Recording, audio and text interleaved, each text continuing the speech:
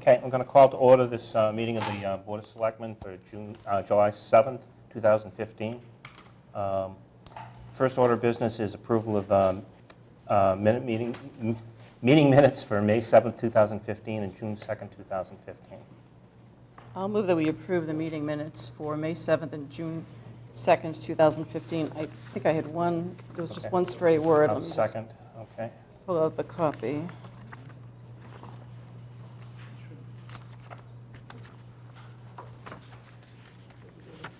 Yeah, there's just the stray word. It's in the snow section. It's number 11. This is the May 7th minutes, number 11. 11? There's just an extra word then. So it should be the town's response to the record snowfalls. Take out the word then. Okay, yep, I agree. Okay, any further discussion? All's in favor? Aye. Unanimous. Okay. What we got? Oops. There's something wrong with this thing. There's no way to get back to the top. Okay, here we are. Okay, let's see. Confirmation of future meeting dates. We have July 22nd, August 4th, and August 18th. You okay with that? July 21st. July 21st. Yeah, There he is. those work for me. David? Hi, David. We promised not to do anything important until you got here. So. But we're on the air. Those dates work for me. Okay. I'll just wait for David to get situated. All situated, good to go.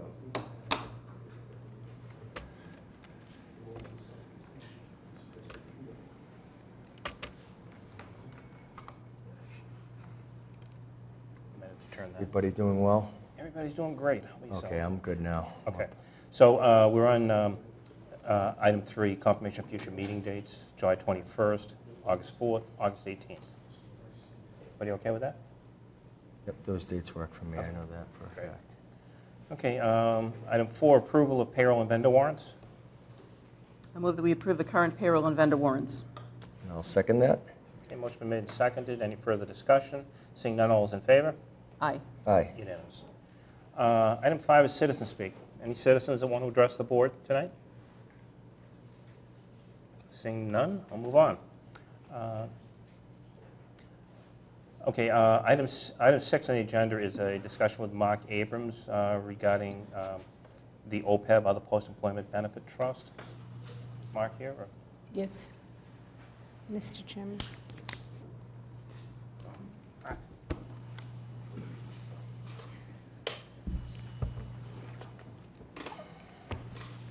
Evening, Mark.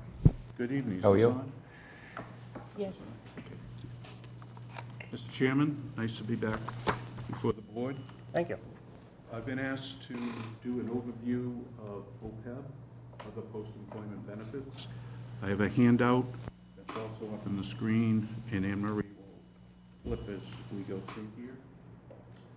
I'd like to provide you with an update about establishing an OPEB liability trust fund, and I'm here to present mostly an accountant's view. Not an actuary view, not a legal view, not an investment view, but what I am, a CPA, and give you some history of my involvement with that. On slide 3, the overview will consist of what the GASB requirements are and what an actuary does in performing evaluation, and hope to put into perspective some of the numbers relative to Milton. We'll be discussing GASB 43 and 45, the two statements that first established OPEB. The Massachusetts law that governs OPEB is Chapter 32B, Section 20. I'm going to comment on that. And you've asked me to also speak on best practices. And one of the best practices is the combination of 32B-20 along with what is called a declaration of trust, and I want to outline that for the board. You've also are considering investments with respect to OPEB, so I'll have some thoughts on that, and what's ahead, what's coming in from the Governmental Accounting Standards Board. We good? The little thing, yeah, the Okay. little thing's a microphone too. Okay. The next slide is the big elephant, the problem that the Commonwealth of Mass and cities and towns and districts are facing, a combined $46+ billion in OPEB obligations. So what does GASB require, and how do the actuaries respond to that? On slide 6, we get to GASB statement number 43, which sets up 4 criteria for OPEB. 1, the OPEB fund, and we have a fund accounting system here in Massachusetts, must be administered as a trust or an equivalent arrangement. So when we're talking an OPEB liability trust fund, it's got to be administered as a trust or equivalent arrangement. The contributions that the town makes as an employer to the plan are irrevocable. Plan assets must be dedicated to providing benefits to the retirees and their beneficiaries in accordance with the terms of the plan. And lastly, plan assets are legally protected from creditors. So those are the 4 things we look for in an OPEB trust fund in order to satisfy GASB 43. GASB 45 on slide 7 speaks to what Amy does, the accounting and the reporting of OPEB as opposed to the plan requirements of GASB 43. And on the next slide, you'll see that we're changing, or GASB's changing, the reporting from a pay-go basis to an accrual-based accounting basis. And later, I'm going to say that that's going to be changing in 2 years from now. But for now, we're moving from a pay-go to a accrual-based recognition. And it requires measuring and disclosing the total unfunded actuarial accrued liability for normal and past service costs. That's a lot of verbiage. We're going to try to visualize what that means with some numbers for you this evening. And it does not require full funding or funding of OPEB costs that are being recognized. So we're talking accounting and reporting of liabilities. As of today, we're not required to fund the OPEB obligations. Slide 9 summarizes both GASB 43 and 45. So what does an actuary do? An actuary comes in on slide 10 and does 3 things. Projects cash outflows for benefits. So all the employees, retirees that earn benefits, the actuary will project out what those benefits are over a number of years. The actuary, secondly, will then discount those projected benefits to today's present value, and then allocate the present value of those projected benefits to accounting periods, past and current, leaving some room for future. And I've tried to put this into visualization. Actually, this is a credit to GASB and one of their slides. So if you look at the hard copy, that's one thing, but we can see it more visually.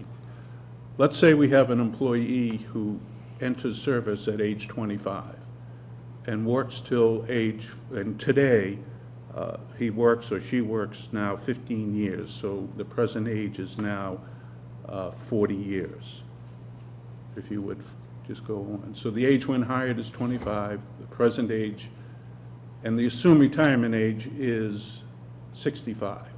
So by the time a person retires, he or she will be working about, what is that, 40 years.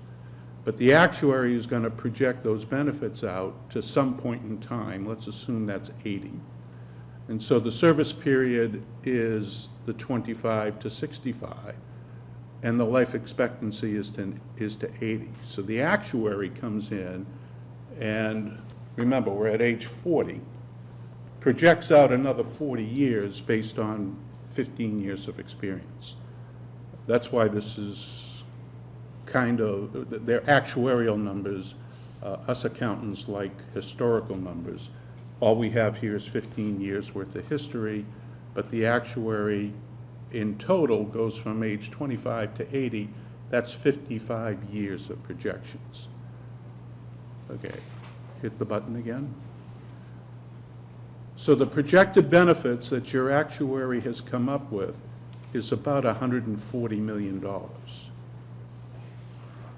Discounted to today's present value using a 4% discount rate, the accrued actuarial liability, an acronym AAL, reduces that amount down to 92, 93 million.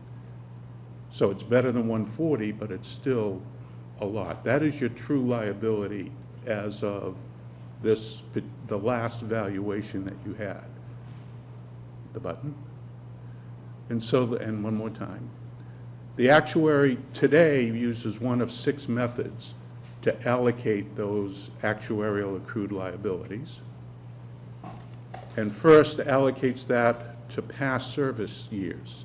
So at age 40, that's what we call the normal cost. And the normal cost for Milton is roughly $3.5 million.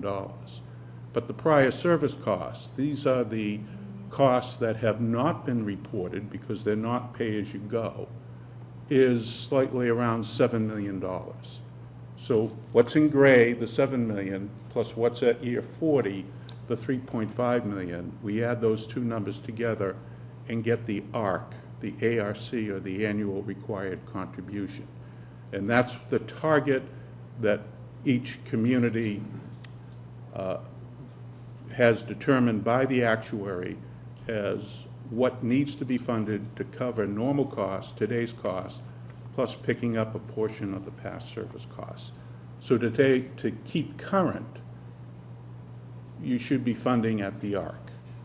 But in reality, it's hard for communities in Massachusetts to start funding at $10 million a year. So we don't see communities or districts funding the ARC in full today. But that gives you a number of visuals as to putting these numbers into some kind of perspective. And Mark, just so if you go back to the previous slide, that the AAL is 92.8 million. So that's the liability basically between age 25 and 40 in your, and the, when you're looking at the normal cost and the prior service cost of 7 million, that's because you're really taking that 92.8 million and you're amortizing it forward over a period of time, as opposed to bringing the whole thing on at once. Correct. You're allocating the 92 million over several accounting periods. Right. You got it. Okay. So let's turn to the Massachusetts.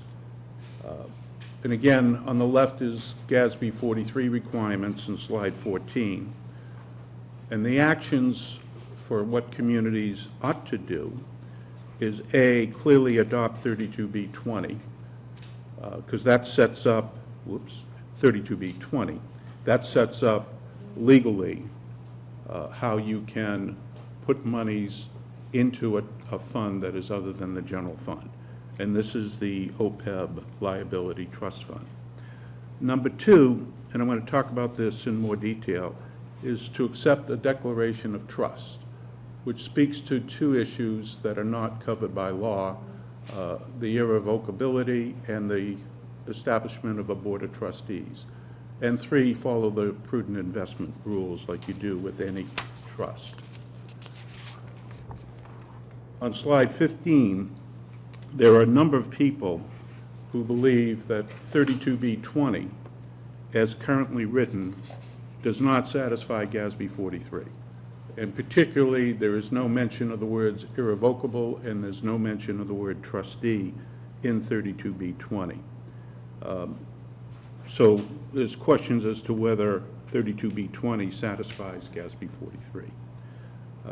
There is revised legislation that was filed last year, but that did not get through the legislature, and there is talk that it's going to be refiled as early as August next month, so that's a wait to be seen. The combination of the OPEB Declaration of Trust with the revisions of 32B20, in our view meaning those that have been following this OPEB issue, satisfy both the irrevocability and other criteria of GASB 43.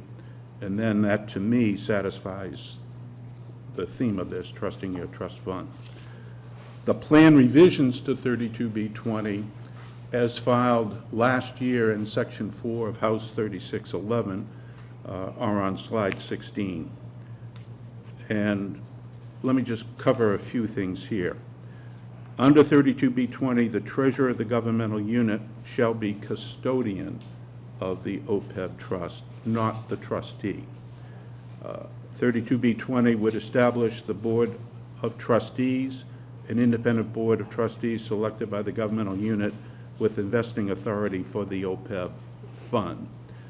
32B20 is to be complemented by a declaration of trust to be adopted by the trustees or the board, and the administration, when filing House 3611, use the City of Newton's Declaration of Trust as an example.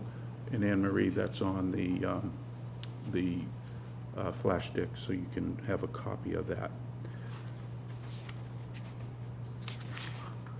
Mark, can I interrupt for a question? Sure, Kate. So this page 16, this is the text of the proposed legislation that did not pass and that That may is be correct. refiled? Okay.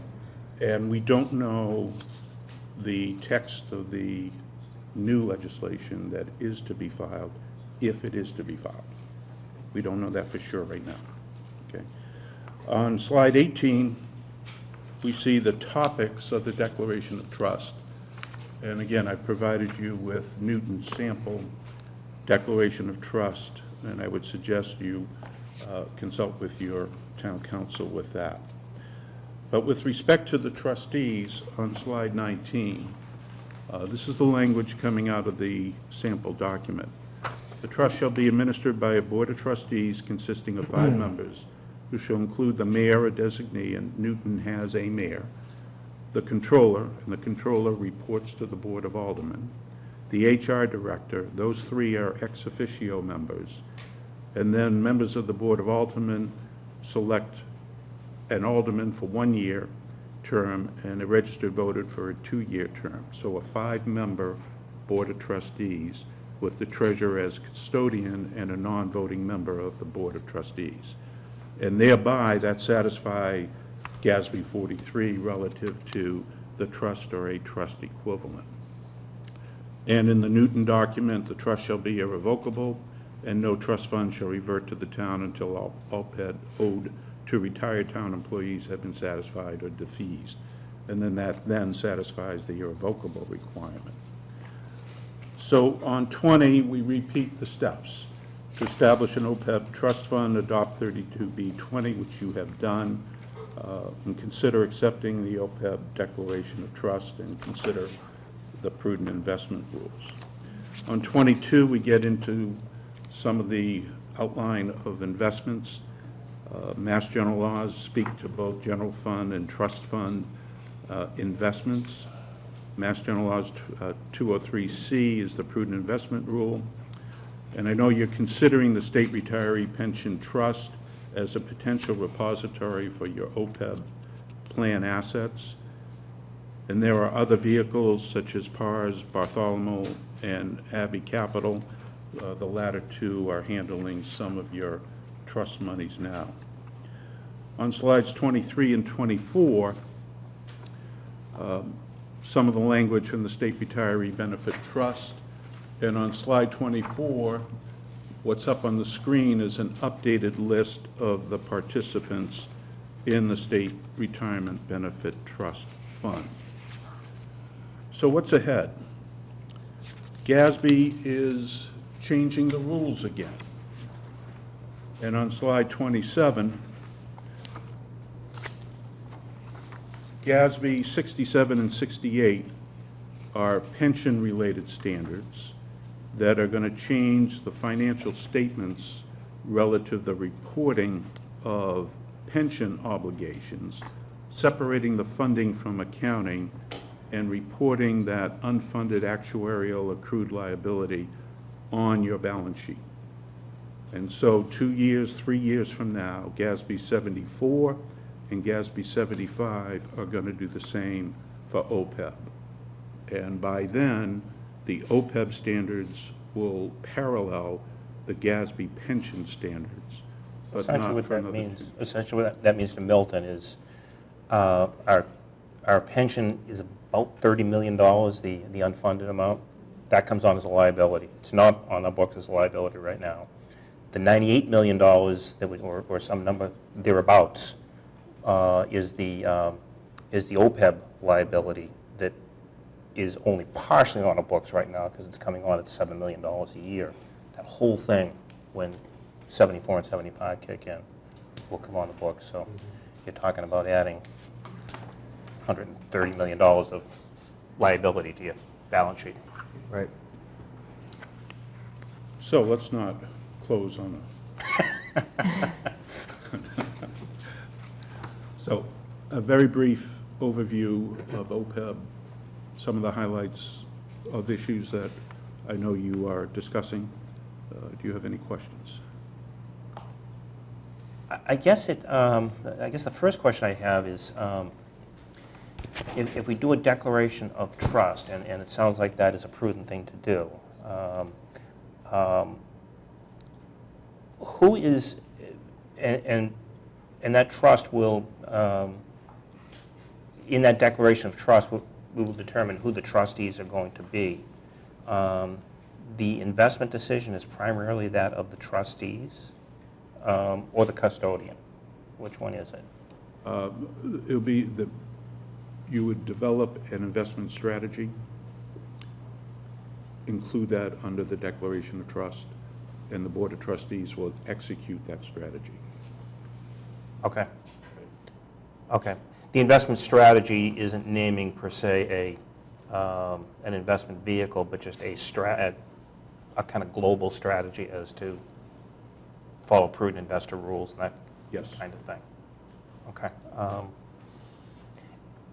Second question I have, in terms of the prudent investor law, the Mass General Law, and the fiduciary responsibility and liability that goes along with it,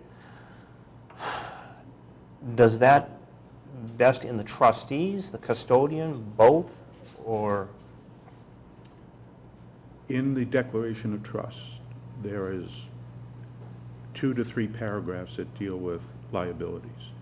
The trustees shall not be liable unless they do not fulfill their fiduciary responsibility. Correct. Okay. So if they are using prudent decisions, they should not be held liable, and that language is explicit in the declaration of trust. Okay. Okay. I have a few questions, Sure. if you're I think finished. Jim has one thing he just I wants. have one question, Mark. If we go with PRIT, you don't need a declaration of trust, right, correct? Okay, No. so let me clarify, Jim.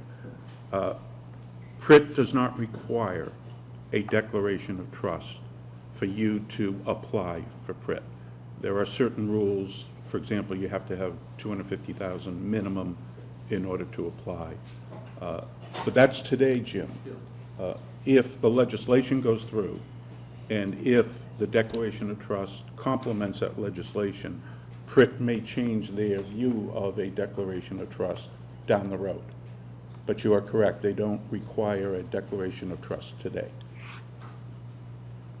Right, so the declaration of trust really is, as 32B Section 20 stands right now, it does not satisfy the GASB requirement.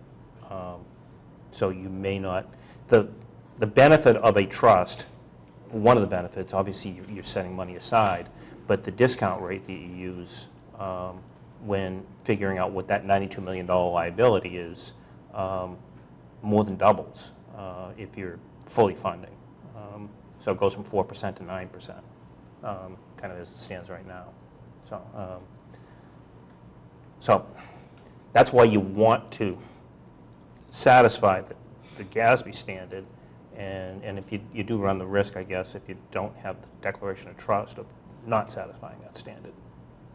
I think we'd want to have the trust. And again, as Mr. Abrams said when he started, he's here to present the accountant's view. A lot of these questions about trusts are really fiduciary law questions that we're going to want to talk with town council about. But I do want to ask a couple of questions of you, Mark. So the towns, and there's a couple of other, there's a municipal gas and light department and the school building authority who are listed on the participants currently in the state system. Do you know whether, I don't know if you've worked with any of them, but do you know whether any of them have already gone the declaration of trust route first before deciding to go into the state system? Okay. There are very few that have adopted a declaration of trust. Most say, well, wait a minute, we adopted 32B20, why do we need a trust? Once they understand the irrevocable issue and the trustee issue, they start to reconsider that. Plus, with the administration filing, last administration filing revisions to 32B20, complemented by a declaration of trust, and the language including declaration of trust. So there's more awareness of what a declaration of trust is and why communities and districts need it. So that's still in the infancy stage.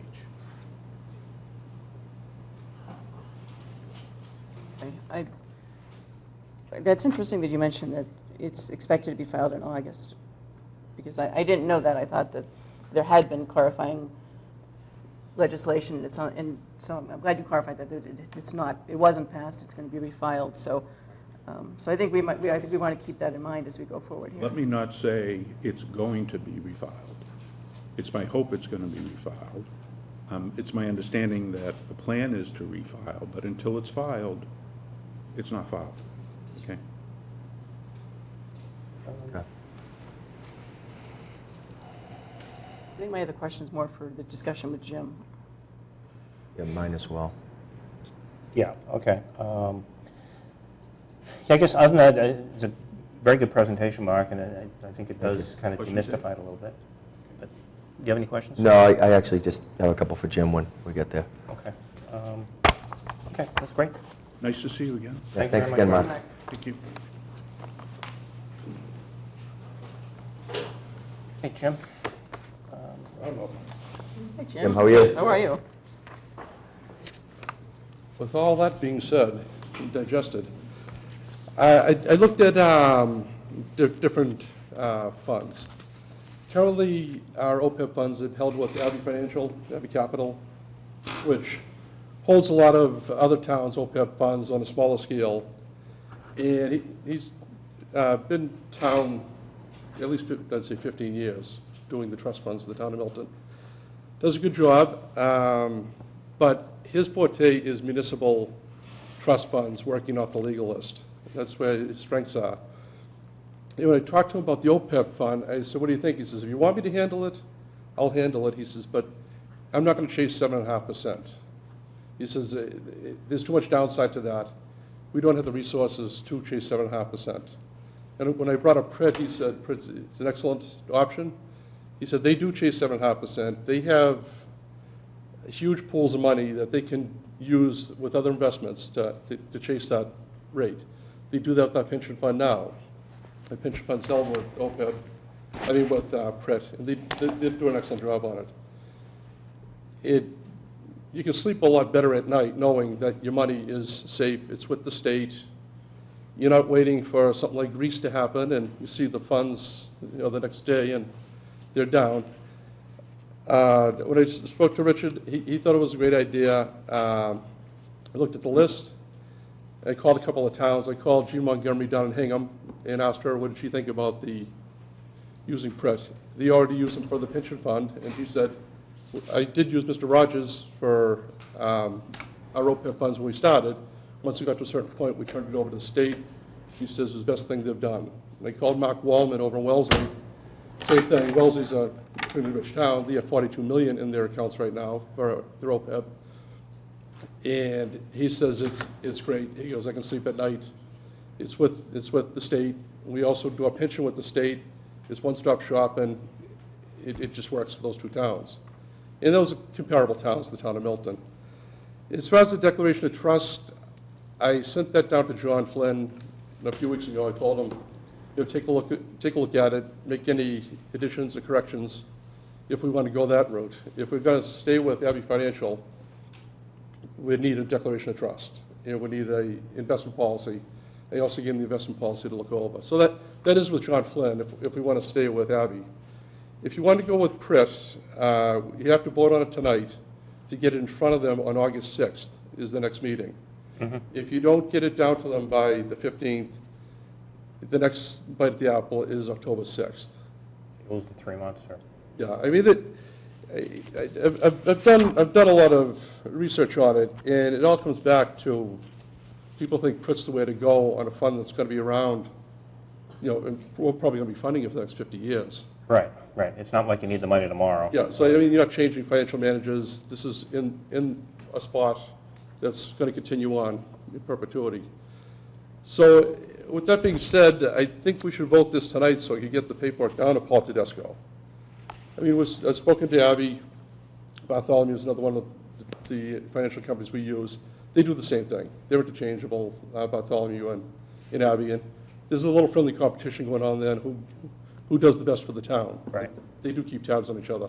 But the problem is if you're trying, if the investment decision is trying to maximize return while still staying within the prudent investor rules, when you go with an Abbey or some, You don't have the pool of funds. you're really just talking Yeah. your own investment, Yes.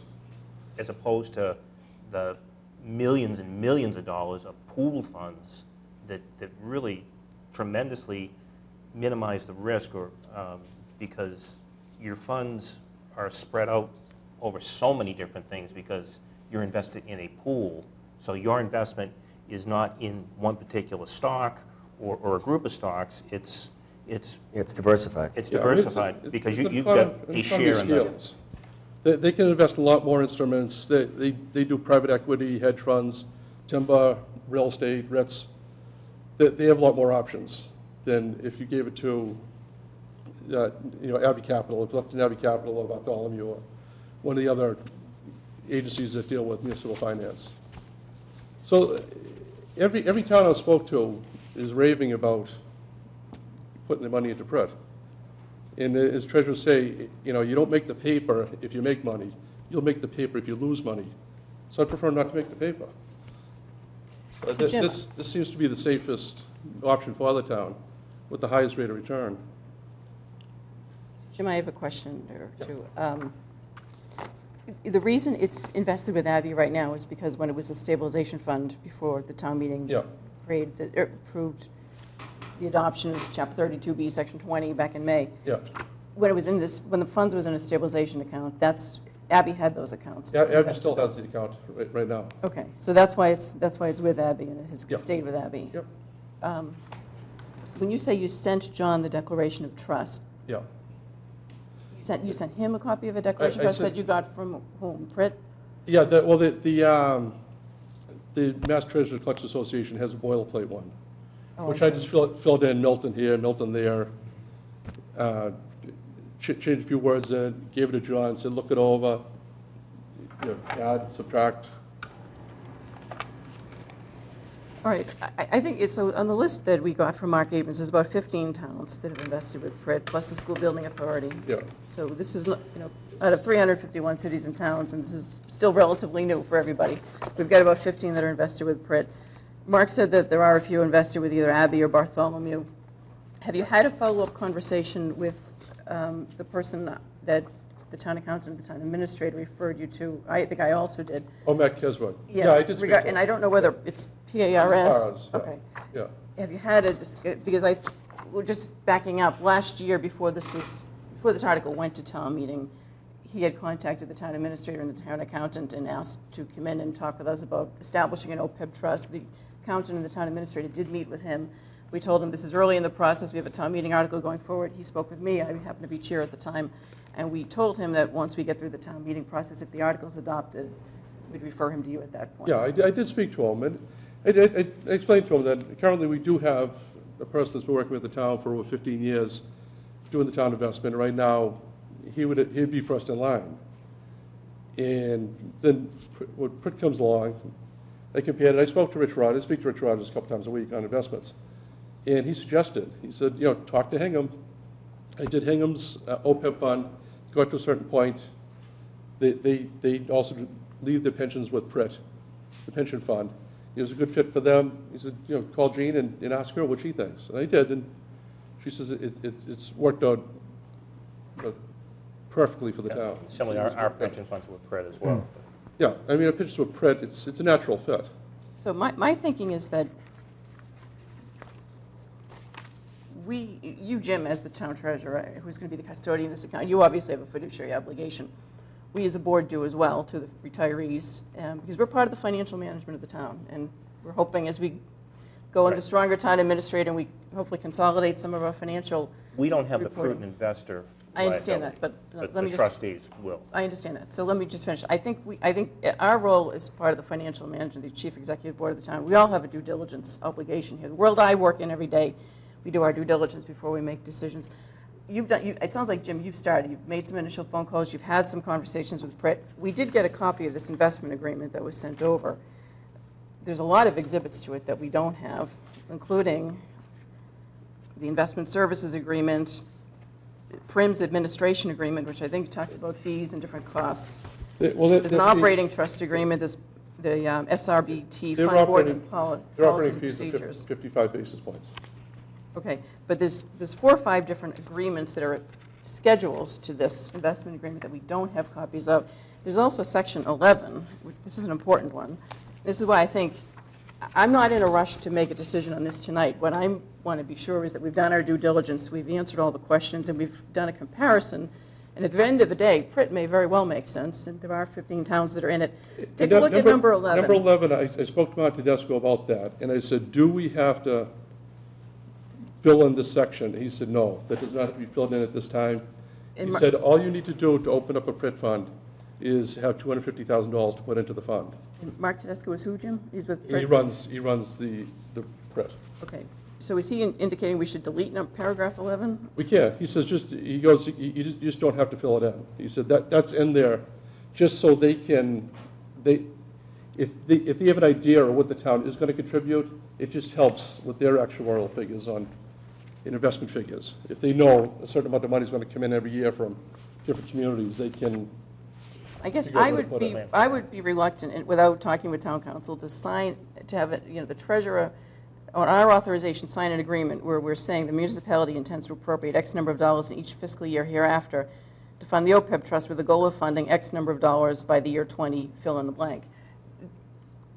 I think we want town council's advice on this. I think I would like to see the additional agreements that are on the schedules that we don't have copies of. There are some questions here, aside from needing copies. I know there were a couple other things that I don't want to belabor it, but there are some things that raised questions with me.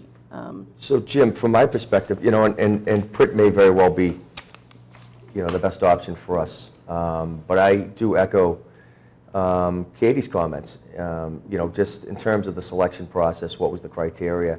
What are the pluses and minuses of each, so that we could all kind of understand from each perspective which one really maybe makes most sense for Milton, and because, I think that we should have process and due diligence through most of the things we're doing, especially in something this big, and I think just to select something because we've done business with someone for a long time, I don't think that really warrants a definitive measure, and whereas I think that, it's something that we have other options that, and very well may come right back to this, but I'd be careful and cautious to make a quick decision on this. See, there's also a timeline on this. If we don't get it in before the middle of July, to get it in front of them, they have to accept us into this program. This isn't a done deal. They have to accept us. At that point, we can say, here's the money, go forward, or thanks for accepting us, but we're revisiting other things. Well, the due diligence part is a big issue for me. Having learned tonight that there potentially may be new legislation filed, maybe it'll be August, maybe a little bit later than that. Mark wasn't entirely sure. But if we're talking about a difference of an August 6th meeting and an October 6th meeting, aren't we better off appointing a board of trustees, having the trustees and Jim do the due diligence that's needed, vet these issues out with town council. I highlighted paragraph 11. There are some other sections in here that I have questions about. If we're going to go with the declaration of trust, then it's not our decision to make anyways. The investment decision is not ours. Right. It's going to be Jim's and whoever the board is. But I understand the is, right. trustees would be appointed by the selectmen. The I appointment raised would that be, question yes. earlier. Yes. So. Yes. If you go with Pritt, you don't need a board of Right, trustees. we could, I know, we could do it I mean, after we're the going to go fact. through a lot of exercises to find out that Pritt is the way to go. I agree with you. You know, I've spoken to Rich Rogers, who does, I mean, he handles a lot of small accounts, and he said, listen, but something that's you're going to be funding over 50 years, he said, you are better off going with Pritt. He says, they have the resources, they have the economy of scales, they have large pools of money where they can invest where I cannot. He said, when it gets to a point where if I did handle it and you have 20, 30,000, he goes, I'd go out and I'd hire fund managers to start managing the funds. Rick, I think you had a question or a comment? Mr. Chairman, our committee is the one that recommended this be done and supported the idea at town meeting, and we're very pleased that town meeting approved this. We did include in our comment that the PRIT fund be considered. Let me just read to you some of the basis for our recommendations and what we looked at. And the sources that we used in part were examples cited by the Department of Revenue. And the Department of Revenue, for example, in the case of the town of Needham, which is a town that has, in this report that's a year old, had already set aside $15 million for this purpose, which was roughly 20% of the total municipal OPEB funds that were invested with PRIT. And the Department of Revenue from Massachusetts report that obviously Needham, as has had Milton, has had a long successful relationship with PRIT to invest the town's pension assets, providing a comfort level with moving the funds to PRIT. The Department of Revenue notes that investing with PRIT eliminated the need for Needham to procure investment management services through a Mass General Laws Chapter 30B procurement process by joining PRIT. The PRIT fund is one of the best performing state pension funds in the country and serves as an excellent vehicle for attaining the town's target return on the OPEB investments. And I would point out that if you looked at the website today, I pulled down the report that is for our pension plan. And that shows that the return for the year that just calendar year 2014, 8.19. The average for the last 5 years was 10.11. 10-year return is 6.9. And 30 years, 9.61. So I'm familiar with that, frankly, because I was the chairman of the committee that recommended we join that fund back in the mid-'80s, when we had less than 1% of the pension plan that was funded. So the Department of Revenue goes on to say that professional investment management is provided at a lower cost due to the economies of scale than the town of Needham would have realized by going out on its own for the services. A highly diversified portfolio that makes use of investment vehicles not normally available to small investors. And it goes on to say that PRIT understands the investments that are legal in Massachusetts, whereas an outside investment advisor might not be aware of the various prohibited investments. So the committee is supportive of using the PRIT fund. We haven't seen the legal documents that you're required to review, so we're not familiar with the contents of the article about the section that asked you to comment on the appropriation and over what number of years. So that's not something we have been privy to. But the general concept of continuing the successful investment of funds that the town has utilized for its pension, we think this is a companion fund, and we think it makes sense to join that. Once you get, a clear understanding of whether you need a trust and whether, in fact, you need to really commit to an appropriation level. I think that's something you have to be very careful of. We're doing a great job of closing the gap. We might be close to 76% as the last I heard on the pension plan. Mm-hmm. Obviously, the funds that we've been putting into the pension plan, we can then put over into the health trust once we get that fully funded. And that would be a great thing to do. But I think in the meantime, it makes sense to get the documents squared away and see what it is that we're being committed to. Thank you, Mr. Chairman. Thanks, Rick. Thank you, Rick. Yeah, my comments in no way go to whether we should go into PRIT or not. We're talking about a couple of months between And that's the same with me. the August meeting and the October meeting. I think we have some due diligence to do. We received these Friday afternoon. I looked at them late over the holiday weekend, and I sent these out on June 19th. did, Jim, I'm sorry that. Yeah, no, I saw them. My own, and Jim, and thank you for the good work that you do and the Government Study Committee as well. It has nothing to, Right. it has more to do with the process, That's okay, right. for me. That's the only thing. We had a Milton resident, Matt Keswick, who, tried to get at least some time to present, and I don't think that he did. And so I think that, in my opinion, and more than likely, Pritt is the best option, and gosh, do I, agree with the Town Government Study Committee, especially with all the good value that they bring to the table, and also you and your professional background. My thing is that I don't believe, in coming into this, that we do enough process to really vet the issues to ensure that we've dotted every T and crossed every I. And I think that that's what I just want to ensure with everything that we do as a town moving forward, that we always make sure that we listen to everybody and we go through all scenarios and ultimately come out with the best decision as a whole. And Yeah, I that's mean, just, I have spoken to Mark Keswick, but the problem is, if I'm going to sit down with everybody, I mean, I had 3 banks come in today looking for our business. I mean, this happens all day long, people calling, would you like to invest with us? TD Bank came in today, Eastern Bank came in today. I have a job. I mean, I can't sit down with everybody that wants to do business with the town of Milton. I mean, the things have to get done.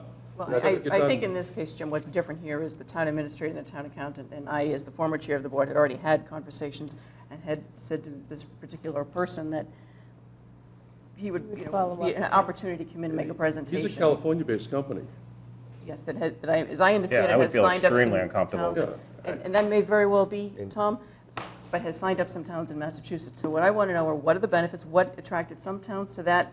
What has attracted other towns to Pritt? You've already gotten some good information about that.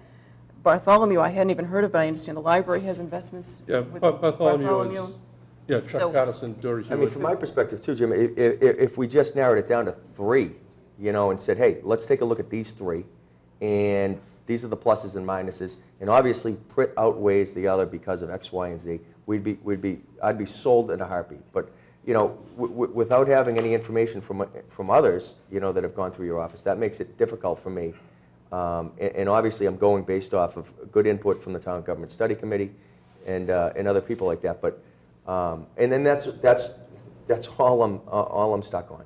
And my issue, and I'm sure you sent it out on the 19th. I read it when we had them in the package over the weekend. Wait a minute, Jim. I called the town administrator on Monday and said, look, there's all kinds of exhibits here. We don't have all these different documents that look like they're pretty important. We've also got some blanks. She did tell me what you said, Jim. I think we have before us a draft motion to authorize the signing of this with blanks, with schedules that we haven't seen. I think it's incumbent upon us to fulfill our fiduciary duty to at least check on the documents with town council, make sure he's signed off on them before we're voting on something that authorizes that they be signed. And I would like to see if we can expedite getting a declaration of trust and some trustees appointed. We have a good example from Newton. Well- It's probably not that hard to use that as a basis. And maybe the treasurer working with the Board of Trustees, that's probably the most important decision that the Board of Trustees is going to But make. if you won't Pritt, there'd be no point in the Board of Trustees, and do you really want to appoint somebody for a couple months before you go into the Pritt fund? Well, I think that's a question. Is there no point in having a Board of Trustees if you go into Pritt? I thought Mark Abrams said that may very well not be the case going forward. Well, the trust, Well, it is at the moment. the declaration of trust is are you or are you not GASB 43 compliant? Is it indeed an irrevocable trust? When you do a trust, then clearly you are. They did leave the language out of Chapter 32 of irrevocability, and that's one of the changes. I mean, that would be made, but the other change that would be made by 32 would be probably to require a trust. And also, if your funds are with the state system, I'm sure the state system's going to comply with GASB. Yeah, well, it's Chapter 32 that might not right now. Well, I think I'm asking for, I think what I hear David asking for is that we make sure we've got the legal question is answered, we've done the due diligence, we're in a position where the board is making a vote based on all the information that we need. And that's not to say, Jim, that you haven't done a lot of this early research on this. We I do think there's a few understand more August questions. 6th Yeah. is a deadline, so I mean, if we could expedite this and follow through on a couple of these. You'd have to vote on it tonight. The next meeting's July 21st, and that's too late to get the paperwork back. Right, so you're If we pushing get it on. back July 21st, now we're in front of Pritt on October 6th. And how long, Jim, before they actually make their decision? They didn't make it at that meeting. So they'd make it at the August Yep. meeting? Okay. So the- Yeah, I mean, I can give you Paul Tedesco's number if you want to call them and ask him. I asked him, I said, listen, Paul, I said, we do not have anything set up to answer number 11. He says, you don't need that for this to be accepted into the plan. It might be a great thing to do, to put the warrant committee on notice that, yes, we are going to put this much away every year to fund it. But that can be left out until, and I mean, you can refile some paperwork with them saying. Well, the warrant committee already has an informal plan or policy, but it's never been adopted by the selectmen or, I forget what the percentage is. 1% of revenues, 2/3 to the stabilization, 1/6 to each of the capital. Oh, the warrant committees, yeah, that's not, No, that's a but- practice in recent years of the warrant committee, but yeah. Right, It's not a and- policy, but that is something that we've talked about. We want to revisit the financial policies. That's and correct. That's something that we should be doing, so we can take it up at that time. I am not comfortable making this motion tonight based on the information that we have. If we had, and this, we just approved this in May, so there's no, you've done some legwork on this, Jim. I think we all recognize that, Yeah, but I there mean, are the- some open questions here. But the money is in an interest-bearing account That's right. right now. I mean, it's there. I mean, it's set up, so there's no, Is it an extreme rush to do this? I don't think so. No. I No, think no. that we'll probably get right back to this point, but I think that for us being, fiduciary responsible, we need to have some of these questions answered and be clear on this. I think that ultimately we're better as a board and a town knowing these things. I mean, write down your questions, and if, I can give you Paul Tedesco's number, and if you'd like to speak. I don't think we First of want all, I wanna individual make it- I want to make it clear first. It's not our decision on who we invest with. It's our decision, are we going to set up a trust? Who are we going to appoint for trustees? And then we're out of it. It's their decision then. Understood, Tom, and Okay. we should do that, and we should That's probably try fine. to expedite That's that. fine. But we do have a draft motion asking us to authorize the signing of these documents, and that's what I'm saying. That's what's before us tonight, and I think it's premature to put that forward based on the information that we I have. I just don't want the Board of Selectmen to get involved in interviewing a bunch of people and deciding who we're going to invest with, because it's not our I role. agree with you. Yeah, I don't we either. agree. That's I not what agree, I'm too. suggesting. I think that that's Jim's job. And perhaps the Board of Trustees Yeah, working with working with Jim. Okay. I agree. And the money's been invested in the fund that it's the currently in money's for years. invested, It's so- still, Yeah. But Invested? let's Would I like to get this off my plate? let's get this fast. I would. Let's get this I'd like fast to sleep tracked. better, but. That's the only thing I would ask, is let's get this fast-tracked in terms of let's get the trust started, let's get the the trustees appointed and this decision made, because you are foregoing, I mean, you're making barely 1% on your money right now. You're lucky with the Greece debacle at the end of June, trust funds did not do well. Right, right. I don't think we're losing a significant amount by taking the time to do the due diligence and get the paperwork in order and Yeah, take this up. I don't think 3 months in a is going few to weeks. matter too No, much. I agree. But I don't want to be sitting here next year at this time, still talking about it. I agree. All right, so. Agreed. And as far as, I emailed this off on June 19th. I sent it to BOS. Yep. Does I got it. everybody receive that? Yeah. I was, Oh, yeah. all right. Yeah, because I mean, I was expecting questions back at that point. But when none came, I figured if everything was good and. So if Jim, I read it over the weekend. Okay. I have no doubt that you sent it on the 19th, but it was in our package. It was on the agenda for tonight, and I did if you'd like to want to speak, get the attachments. if you'd like to speak to Paul Tedesco, I can email you his number. I don't think the board should be speaking. I agree with Tom on that. I think this is Okay, a I mean, just question of, answer your questions. we'll get, Or if you'd like to write down your questions and email them to me, I'll take care of them. if we have any, we'll funnel them through Anne Marie. I think we want to follow up with town council, and Okay. Yeah, Yeah, so- and so- John does have the declaration of trust. I gave that to him about 3 weeks ago, and he said there was an attorney in his office that specializes in that, he was going to hand it off to him. Did you send that in our package to that sample declaration of trust? No, I did not. Okay, can you forward that to us? Yes. Just so we'll see what that one says. It's, the Declaration of Trust is a boilerplate put out by the Mass Treasurer's collectors. And it can take any form, you just have to plug in the name of the town, and Yep. so it's pretty boilerplate. And I asked Charles to look at it, see if you want to add Do you anything remember to it. who it picks as trustees? Who it how it designates the trustees? In that one, I can look at it. Okay. You can have the treasurer as the trustee, you can have the treasurer custodian, you can appoint trustees. It's whatever way the town wants to set it up. Did you send John the investment agreement also? Yeah, Okay, good. yeah, and I can give you a copy of that too. It's all boilerplate, it's been done over and over and over in the state. I mean, we're not reinventing the wheel here. Okay. So can we see if, John can report back to us at our next meeting on that declaration of trust? I also sent John paperwork to fill out on PRIT. I mean, there's a clerk certificate that we had to fill out. There's also a letter from the attorney with his letterhead on it that he has to fill out. I sent that to him. I think he might be on vacation because he usually gets right back to you. No? Okay. All right. Thanks, Jim. Jim, thank you. Okay. Thank you, Jim. Okay. Let's see. Next on the agenda. Item 8. Are we in 8? Yeah. Is a conference with Rick Neely, Chair of the Town Government Study Committee, on an update. Hi, Rick.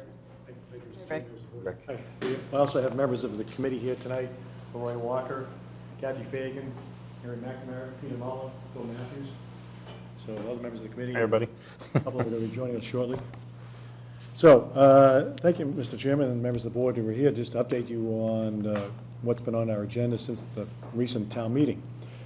And so the committee has been meeting since the town meeting and discussing the fact that for the fall town meeting, it's our plan to have one article on the agenda, and that article would be the article that we voted in January, which was to increase the size of the Board of Selectmen from 3 members to 5 members. So that is, at this point, we're trying to get prepared for the August 4th deadline, I guess it is, for the submission of articles. We are in the process, and we've asked town council to draft an article to take a look at what other towns have done that have successfully passed articles, and it's occurred in many towns. We also are meeting with the warrant committee next Tuesday night to solicit their feedback. And so the goal is to come before you and ask for your feedback, and before we get that feedback, we actually have a presentation that is going to be made to you. But the intention is to take the feedback, and we meet again on July 28th for the purposes of actually reviewing and approving an article for submission at the deadline of August 5th.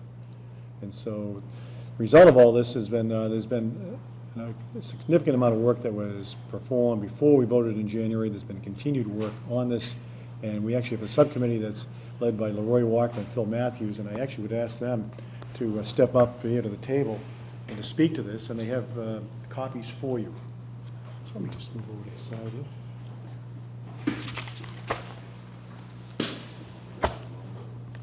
Evening. Good evening, Phil. Roy? No? All right. This is a set, so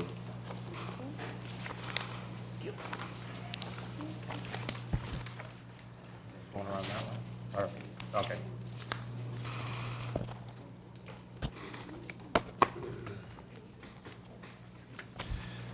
So we wanted to take a few minutes and talk to you about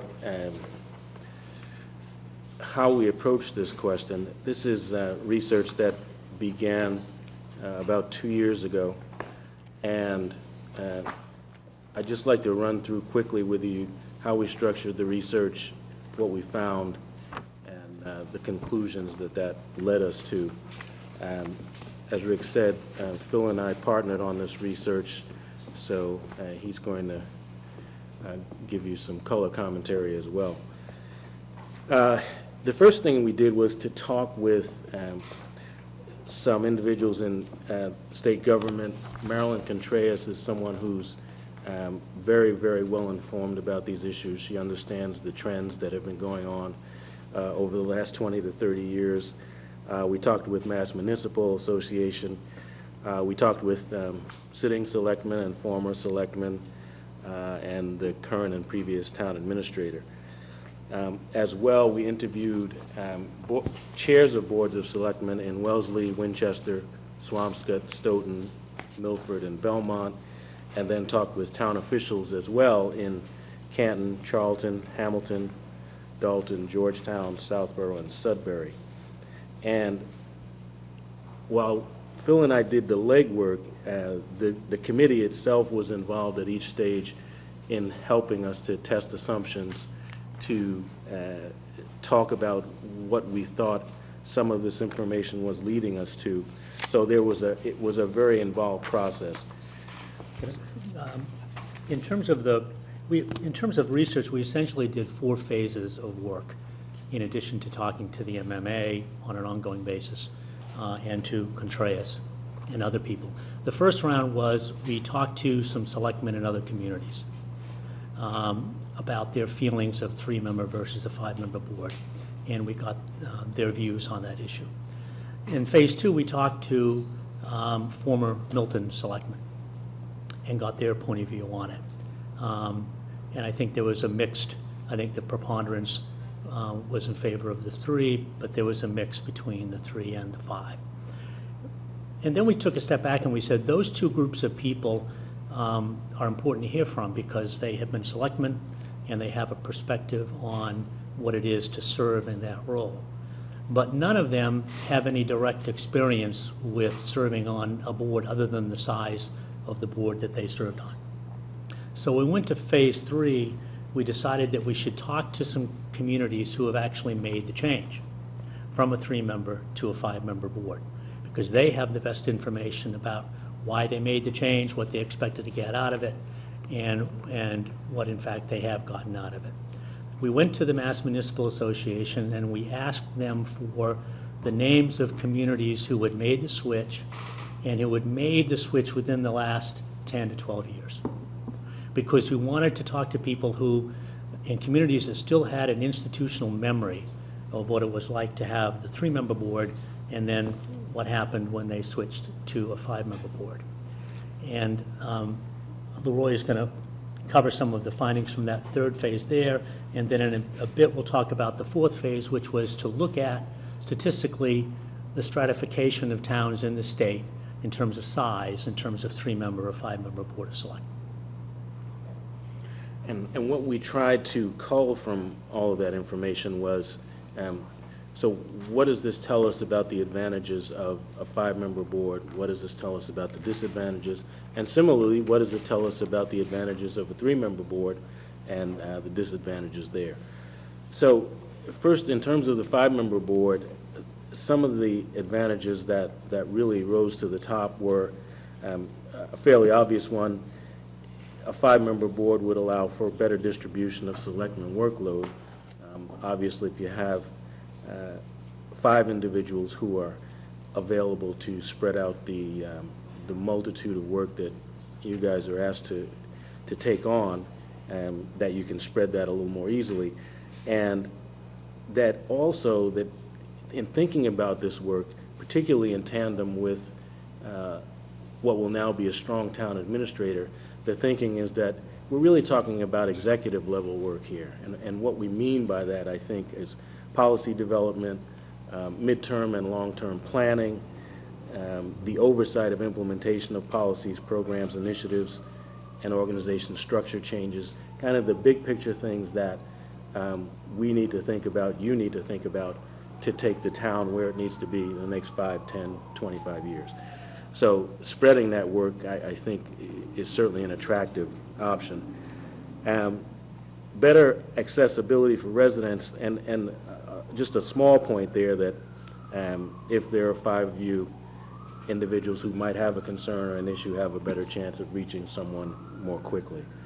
Then I think a really important one was better or greater opportunity for offline discussions.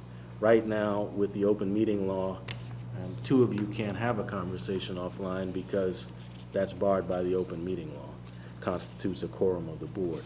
If there are 5, then 2 of you could have a conversation.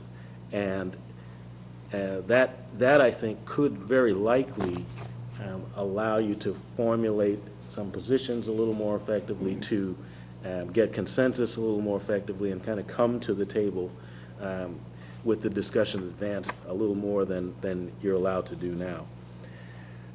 Another possible advantage is subcommittees, that you could form 2-person subcommittees to do some of this executive level work and report back to the board.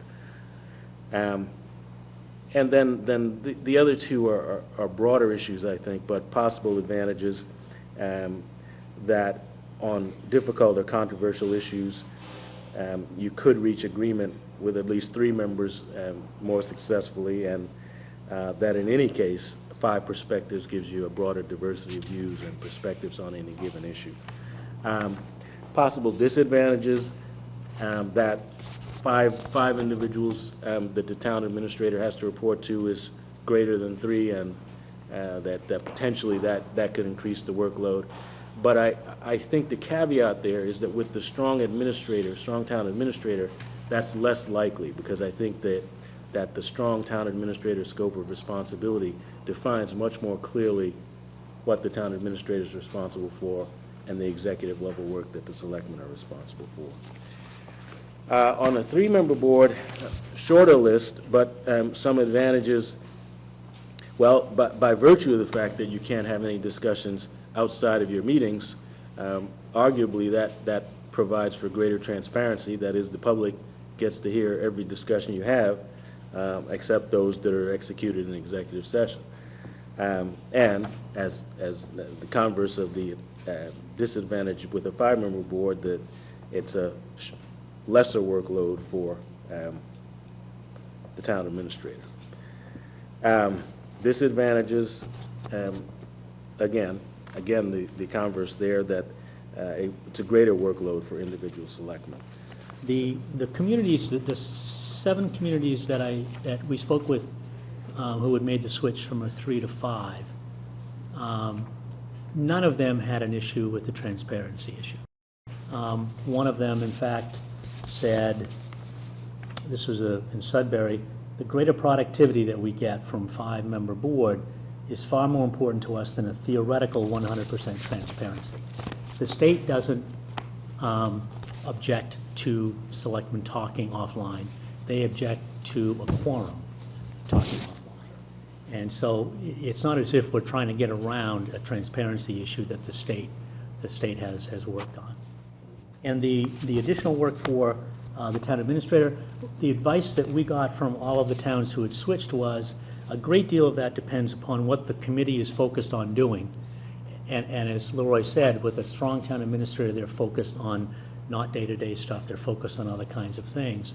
And it also was brought up that it's the responsibility of the chair to try to exercise some control over the kinds and how much work gets put on the town administrator, within reason. Phil, quick question. Did you interview, though, towns that have 3-man boards with a strong town administrator? I was not there for the 3. Because I do know a few that do work effectively, and just wondering if that was part of the process as well, because I think it's important to look at both. Well, when we looked at the strong town administrator, we didn't find any difference between 3 and 5 in terms of how well that functioned. Okay. But when we met together as a joint committee months ago with the consultant from the MMA, one of our committee members asked them about, if you have a strong town administrator, do you need a 5-member board of selectmen? And the consultant said it's even more important to have a 5-member board with a strong town administrator, because the oversight function that is required in that instance is greater than it is otherwise. My recollection of that, Phil, was that it was oversight, maybe part of it, but a lot of it was to give stability to the town administrator position, so that you don't have a situation where on a 3-person board, one election result might mean a change in the town administrator. That's an additional benefit of it. But I thought DOR really suggested, and Charlie also, that was kind of a prime reason for going to a 5-member board when you have a strong town administrator. You obviously have other good reasons for it, but But I thought that's what his main emphasis was on. Couple of questions just that I have.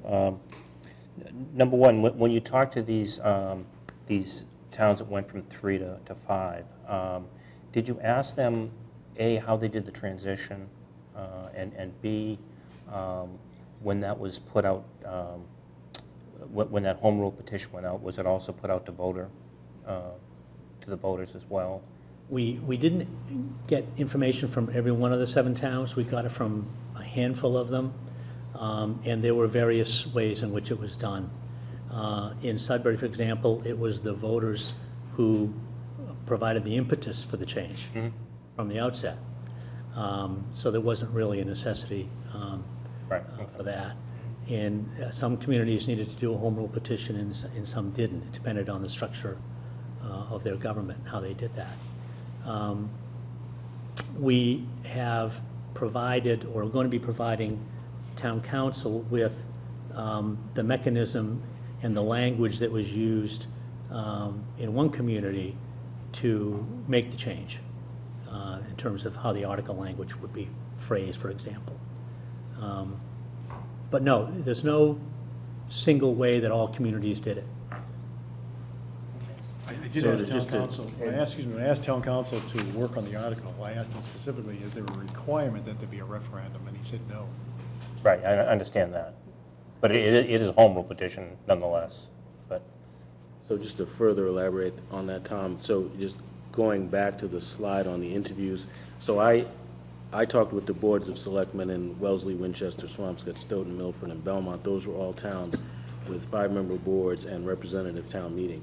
And in that case, I did ask them that, and there wasn't any case where they went back to the voters after. It was a home rule petition that was approved by town meeting. So the other thing we looked at was comparable towns, and those were towns that had populations of greater than 20,000, given that we're at 27,000. And I'm going to talk about that a little bit, and then Phil will elaborate. But of the 44 towns with populations of greater than 20,000 that have the selectmen form of government, 39 of those 44 have 5-member boards. And of the 157 towns that have 3-member boards of selectmen, 152 have populations of less than 20,000. So you get the impression that this is increasingly a small town phenomenon. That is, that the smaller towns tend to have 3-member boards. And even there, the number of small towns, that is 20,000 or less, that have 5-member boards is not far behind the 152. So even there, there seems to be parity almost. And then the other interesting thing was that when we looked at towns that went from the 3-member board to the 5-member board, there wasn't any instance where a town subsequently returned to the 3-member model. Not only among the towns we looked at, but any town that has ever gone from 3 to 5. There are 296 communities that have a town meeting and a board of selectmen type structure in the state. 53% of them have 3-member board, 47% have a 5-member board, and the town of Wakefield has a 7-member board. Glutton for punishment, I guess. The trend has clearly been towards a 5-member board in the past few years. 14 communities have increased to 5 selectmen in the last 12 years. And the other thing that's happened is a trend to towns going to city and town council forms of government. We've seen that in Weymouth and in Braintree and in Randolph. Most of the communities, not only are most of the communities who have 3-member boards under 20,000, the vast majority of them are in fact under 5,000 in terms of population. 99 of the 156 communities with 3-member boards are under 5,000 in population. It's really a small town phenomenon. Under 10,000, you're at 131 out of the 156 are in communities. And as Leroy said, there are only 5 out of the 44. The 5 communities above 20,000 with 3 selectmen are Milford, Milton, Belmont, Hingham, in Marshfield. And then I have a list that I can give to you if you're one of the other 39 communities over 20,000 that have 5-member boards. The other question I had was transition. Did you talk to any of those towns about how they transitioned from 3 to 5? We did. We talked to one, and I want to correct a statement I made earlier. I said Sudbury, but Sudbury did have a vote. Sudbury had a vote because the legislature insisted that they have a vote, because they passed their article on the home rule petition at a special town meeting. It's an open town meeting, and the attendance was very, very poor. So even though the citizens of that community were the impetus for the change to begin with, the state wanted them to have a vote, and they had a vote. They had a vote in March of 2013 that passed fairly handily in the town. They then had their elections, their regular town elections, on the 25th, with just one member being up for re-election. And then they had a special election on June 25th, where they added the 2 new spots. Staggered terms so that there'd be no more than 2 elected in any 1 year. So I think a little bit of it depends upon how you would schedule it, depends upon when you pass these things and how close it is to your normal election process, and whether or not you want to have when you want to have a special town election. I would be a little concerned about, in the first year of transition, about 3 open seats for, well, an incumbent and 2 open seats. Just given the track record in recent years of the number of people even throwing their hat in the ring for selectmen have not been, typically you don't get 4 or 5 people running for selectmen. It's usually one person, and The communities we spoke to said they were somewhat concerned about the same thing, but that things changed when people knew that it was a 5-member board. Things changed about people's willingness to want to serve, because they felt it was a broader kind of a board. There was also concern in those communities before they made the switch that it might be harder to come to consensus with a 5-member board. And what they in fact found was the disparate number of views that are brought to the table ended up making it easier to come to consensus. And a lot of these boards talked about having 4-1 votes as a very common vote around many of the issues that they have. So I've done quite a bit of research on this, and I'm excited that you guys have done some work on this, because I think it's important. One of my concerns, though, is we just adopted through town meeting the stronger form of government with a strong TA. Did any of these towns that you spoke to go through a transition on both at the same time? Because in some of the town administrators that I've spoken to are in a strong form of government, said it would be very difficult to do that all at once. Just like Tom said, having 3 people, brand new, potentially, to a system with a new town administrator, who would be, in their opinion, hard to attract a good one. Should Anne Marie, you're not going to work here forever, well, let's hope you do, but let's be honest, at some point in time, we will have a search for another town administrator. And those things, I'm sure you gave thought to. I think they're important, because we don't want to set it up to fail. I think it's important that all the tools be given to the town administrator, that currently Anne Marie, to succeed. Because obviously there's a lot more really that's going to be asked upon the town administrator as the de facto CEO of the town, which then alleviates some of the day-to-day from the Board of Selectmen. So one might say, well, why do you need 5 when you can have 3 in a policy and advisory role, now that the town administrator is taking on a larger role of being more of a leader in overseeing more of the form of government? So I'm sure you've vetted some of those. The town administrators that I spoke to, and I did speak to a couple, you usually have to go through the town administrator to get some of these selectmen on the phone. The feeling is, and I think that the MMA consultant echoed this, town administrators like communities with 5-member boards of selectmen because there's more continuity and stability to them.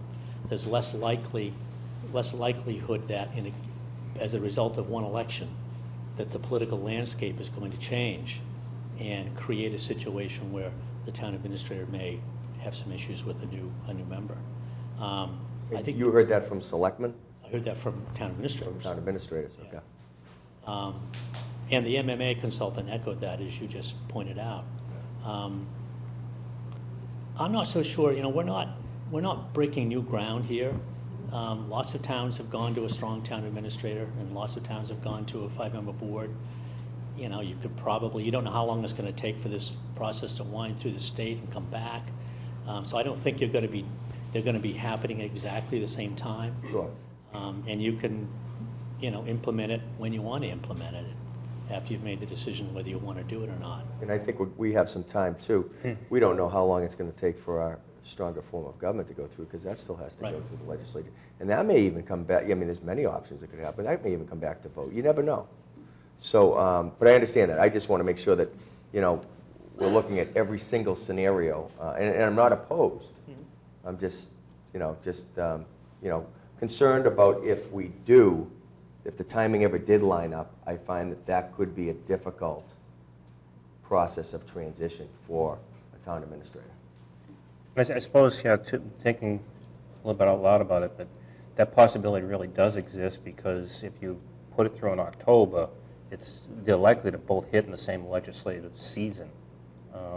So you very likely could get them both back in the same year, which could be, I don't know. I just don't know. Yeah, but there's been no requirement that you implement them together. True. Sure. I want to pick up on the timing point, because this is a key issue for me. Having been on this committee and having heard your discussion in January, because I was there for the town administrator article, I understand the reasons for and against. There's pros and cons here. There's a lot of good reasons to go to the 5-member board. What I'm concerned about is timing. And I guess first a question before comments.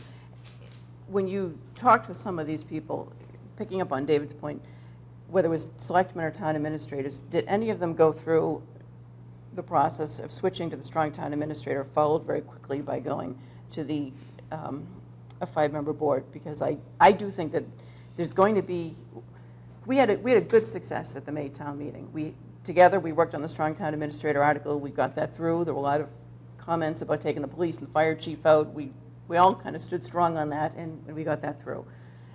So we want to, I think, manage that change well before we take on the next step. And what I am concerned about is the burden that already exists on the town administrator, who a lot of weeks is working 60 hours a week, some weeks is working 80 hours a week, and the general public doesn't see that, but we see that. And I know that a lot of you feel you're on the consolidation committee with the towns and schools. A lot of you on this committee, like Rick, are former selectmen, former warrant committee. Leroy's on the school committee. So you have a lot of people on your committee that know what the issues are in town. But I would argue that even the town government study committee isn't privy to the same information about the staffing in the office and the burden that's already on the town administrator as the three of us are.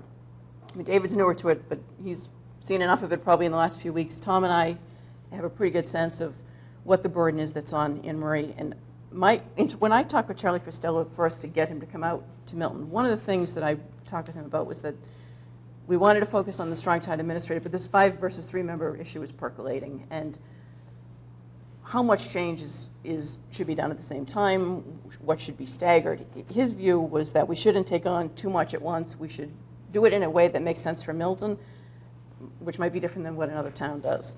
So I guess I'd be curious to know whether any of the people you talked to raised that issue about timing. I did talk with one person who's active in Wellesley town government, and when I mentioned, we just passed this strong town administrator article in May, it's going to the legislature, we're now looking at a 5-member board of selectmen for the October town meeting, her reaction was, wow, that's really quick, and that's almost taking on too much at once. That's been my concern for the past probably year and a half, since we've talked about this at different times, often with joint meeting with with your board. And Anne Marie can speak to this more, but one thing I'll mention is not only is she working an awful lot of hours, but we've done some reorganization and restructuring of the office. And one of the things that was in the DOR report was that we go to the assistant town administrator for HR. And we've done that. And Michael Blanchard is the assistant town administrator, is not initially, but is now focused really exclusively on human resources. As a subsequent reorganization led us into transferring a lot of the health insurance duties from the assistant town treasurer to the assistant town administrator. That was part of a different reorganization.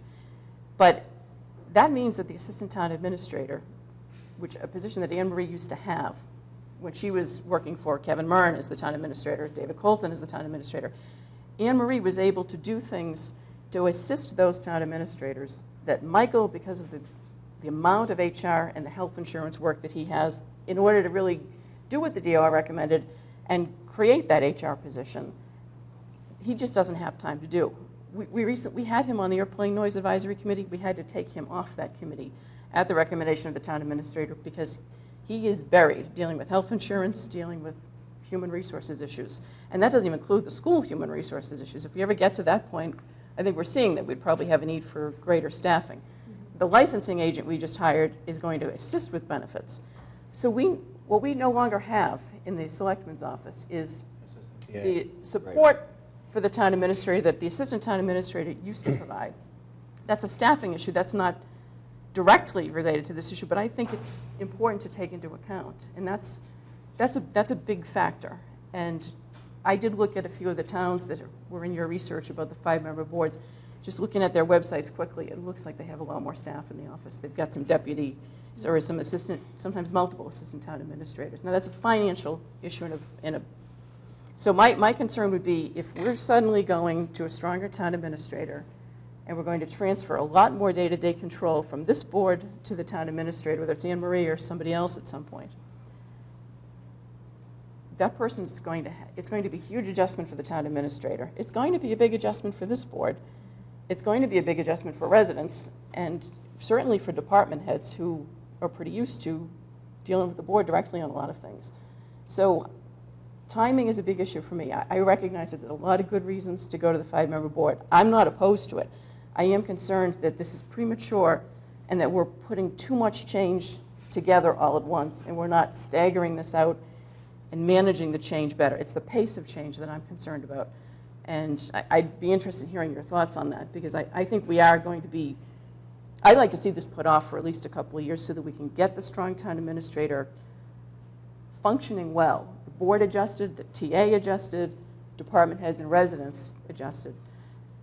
There's even some ancillary, I'm going to mention this later when we get to our own board goals and objectives, but there's some ancillary steps we're going to have to take with the strong town administrator, such as revising that police chief selection process bylaw, creating a new fire chief selection process bylaw, and some other ancillary things to implement fully the strong town administrator. We're still at the very beginning stages of that. And I think if we move too quickly on the 5-member board, we're probably going to set the whole system up for failure. I want to stagger it so that we're not creating the tensions that I think we're going to have implementing this.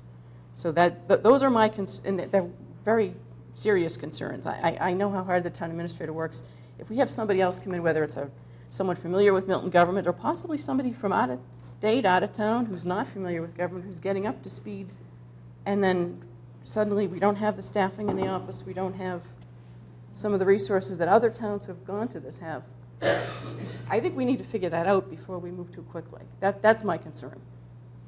I don't know whether the others have any thoughts on that. And that's basically where I stand, and I think that going to the stronger form of town, we have a lot of work to do internally. I mean, I've worked in government at a pretty good level, and we have a lot of good employees here in the town of Milton, but we have a lot of work to do to get better and to be more efficient, to deliver better services as a town.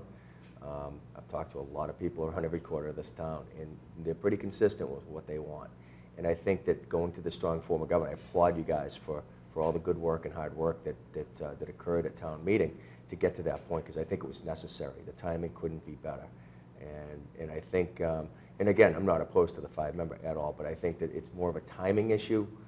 So I agree with Katie's comments on considering somewhat of a time gap before visiting this again.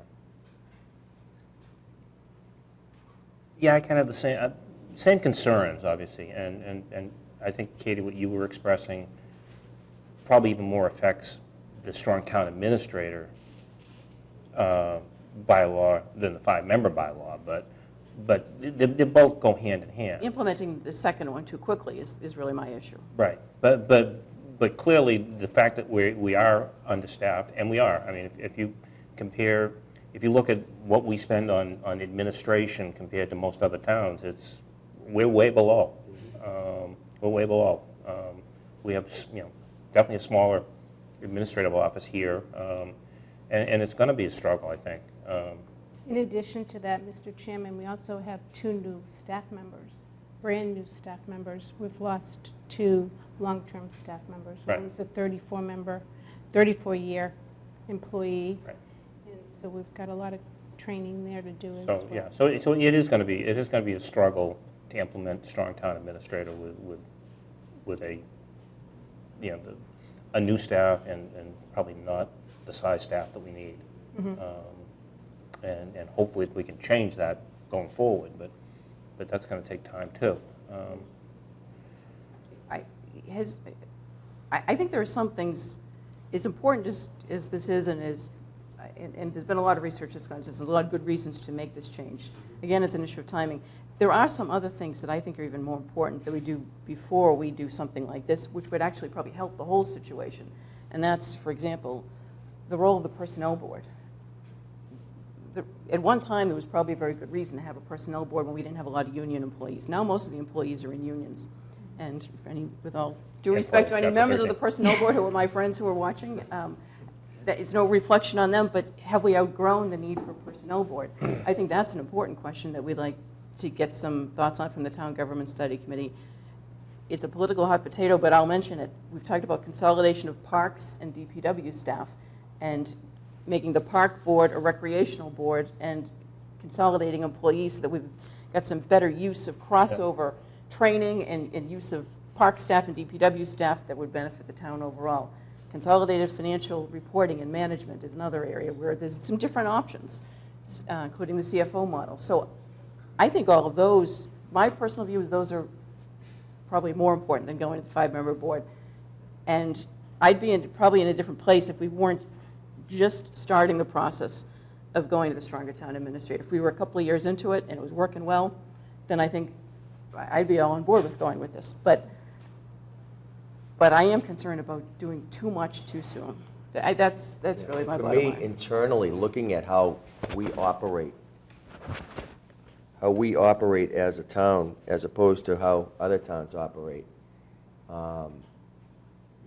we are different. And, as Katie mentioned, obviously they are political hotbeds, with parks and DPW, but, that is a great example, one that could function better, be more efficient, offer more affordable programming to residents, which in turn affects people from infants to seniors, and, you look at a lot of these towns that they have, human service kind of function groups, whether it be with library, with parks, health, and COA working together so that there's non-duplication of services, maximizing efficiencies. Those are the things that I think that a strong TA then that you bring in can start to work with a town government study committee to figure out how do we function best internally. And then, yeah, more than likely, if it makes sense to go to a 5, yeah. But I think that we have these little barriers that we need to vet and figure out whether or not they make sense or not as a town first to function better. Mr. Chairman, one of our members, Peter Mullen, has a Yes, Peter. If I can, I'd like to address the issue of Come on up to the whether table. this should be pushed off or not pushed off. When the committee started discussing the transition from 3-member to 5-member board, I was actually quite skeptical, and I didn't initially support the idea. I came around to supporting that idea based on a lot of the research that was done, and also I think there's a difference in the nature of a 3-person board versus a 5-person board. I think the issues that are being raised about, is this too much change right now, are really two separate, different issues. It may well be that we have too little staff in the office of the town administrator to accomplish what needs to be accomplished. And it may be that we need to expand the staff. It may mean that we need to reorganize the staff. I think actually transitioning to a 5-member board may help in that regard rather than make it harder. There will be 5 people who will be much more intimately involved in the operation of the town, see these kind of things. There could be a 2-member subcommittee of the Board of Selectmen focused on just that issue. They could be talking to other towns, seeing what other towns have. If there becomes an issue of, do we need to expand the number of people in those offices, there will be, and if all 5 selectmen come to that conclusion, there will be 5 selectmen that can be explaining the problem to the residents of the town, can be presenting the matter to the board, to the warrant committee and at town meeting. I think it's really 2 different things. You know, I'm not sure that we want to wait until we've implemented the strong town administrator provisions that we adopted last year. That's going to be a transition over time.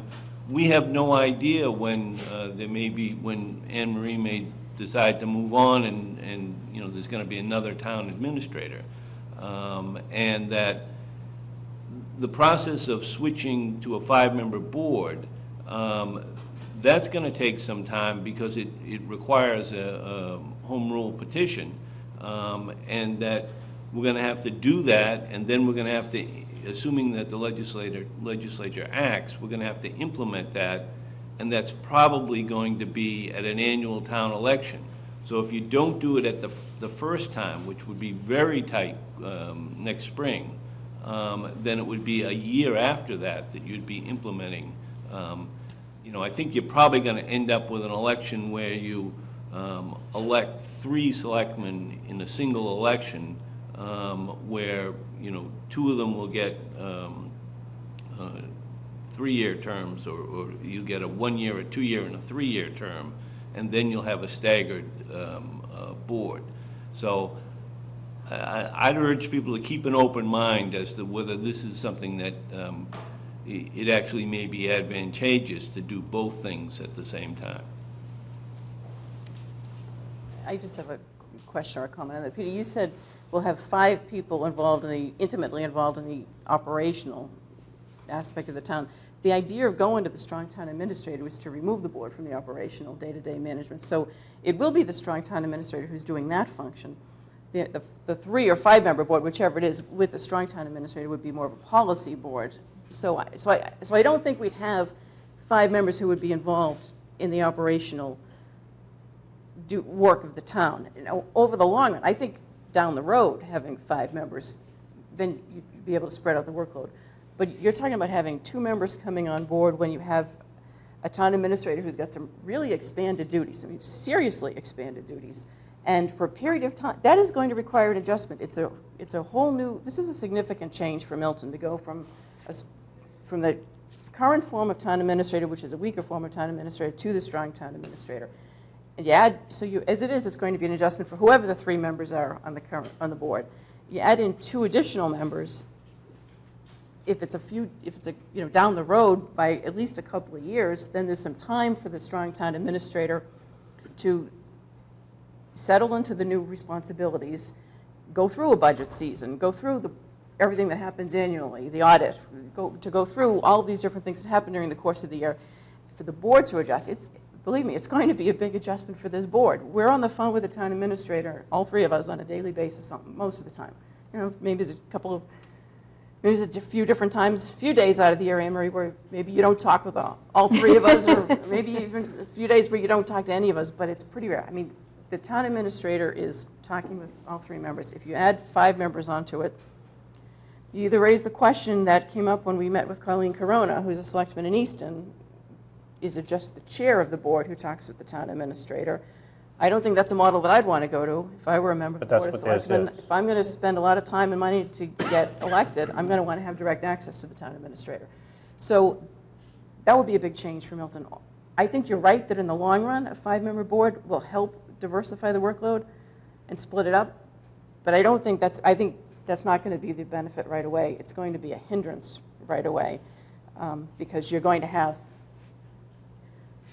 adjustments all over the place, new ways of doing things, and couple that with new people in the picture who are going to want to talk to the town administrator.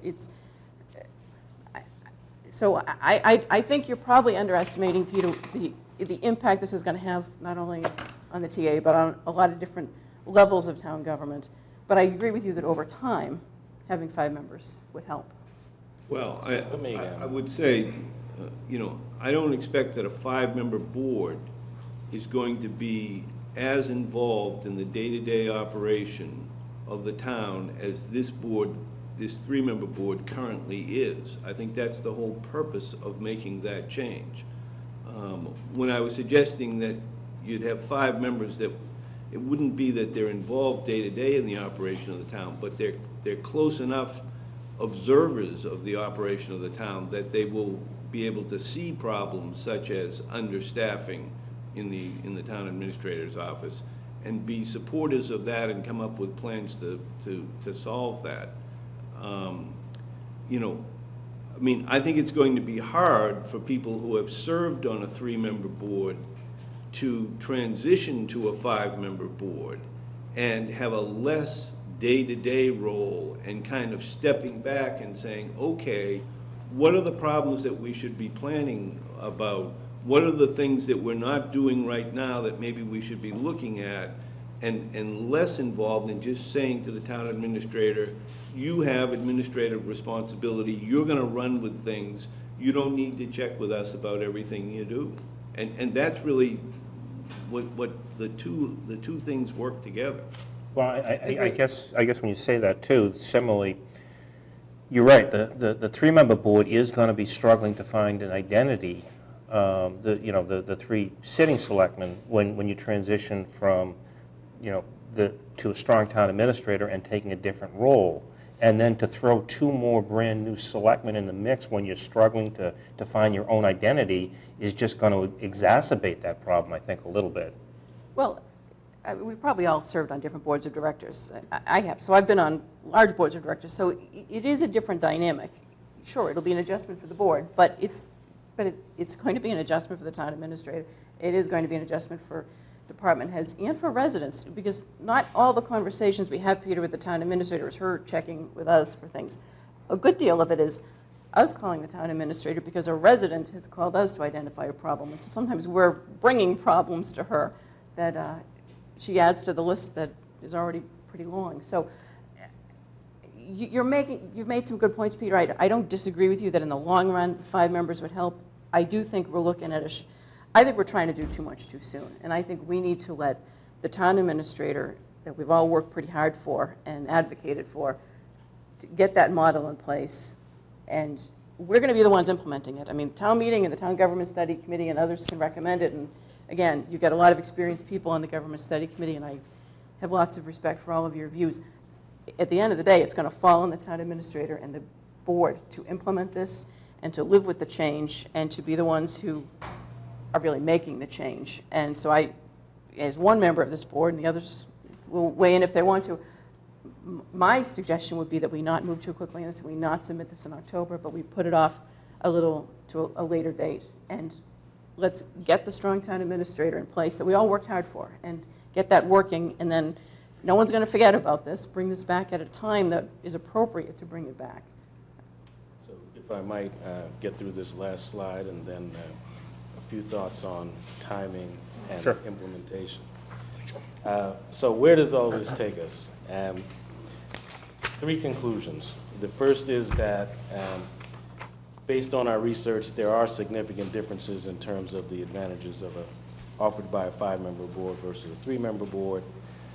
The management challenges that you face with a $100 million budget are dramatically greater than when the budget was a half or a quarter of that size. That growth does make a difference, and that the 5-member model offers many more advantages and fewer disadvantages, and is the best model for Milton and the recently approved strong town administrator model. So that's where all of this takes us. Just a few thoughts on timing, flexibility, implementation. Over my career as an HR executive, I've been involved in restructurings that have involved as few as 5 employees and as many as 10,000 employees. Some of those were on the public sector side, some on the private sector side. And what I take away from that experience is that this is a question about timing of implementation. So while I think we should carefully consider when to implement, and I have a few ideas about that, I don't think that's an argument for when we should ask town meeting for approval or when we should ask the legislature for approval. Once we get the approval, we have complete flexibility to implement whenever and however we want. On that point, it seems to me, if I put myself in the position of someone stepping into the strong town administrator role, the ease or difficulty of that implementation is going to depend on the relationships of the people involved, as you correctly point out. So it will be easier or more difficult depending on how quickly the individuals embrace the new model and how they work together to implement it. From my perspective, if I was an incoming strong town administrator, I want to be developing the relationships with all 5 individuals from the beginning. I think that presents some advantages that if you divide the change, and anxiety about change is normal, but if you divide the changes into a wave so that you implement the strong town administrator with 3 selectmen, and then you 2-3 years later have 5 selectmen, I'd argue that you've essentially done an implementation twice that you could have done once.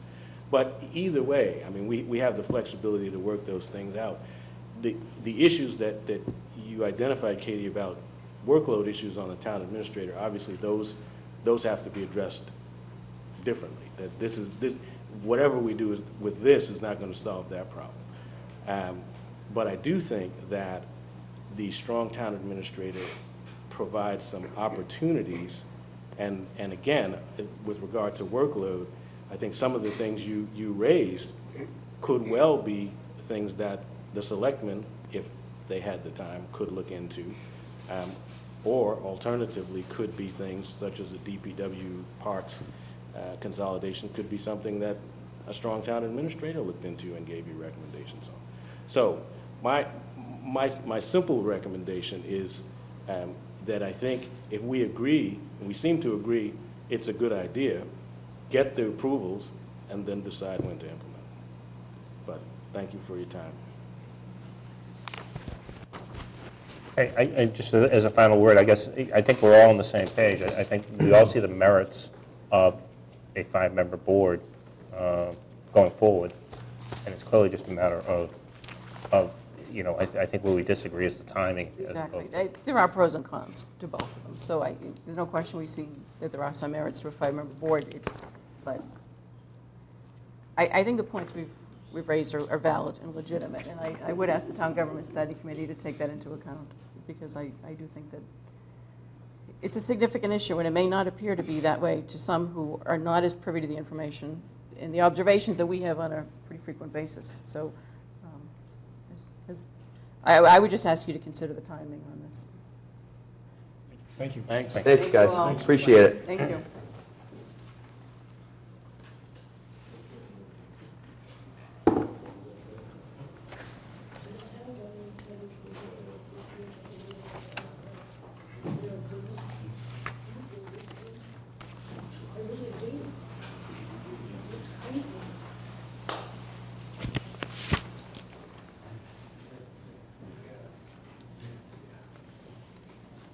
a chance to move out, then we'll move forward.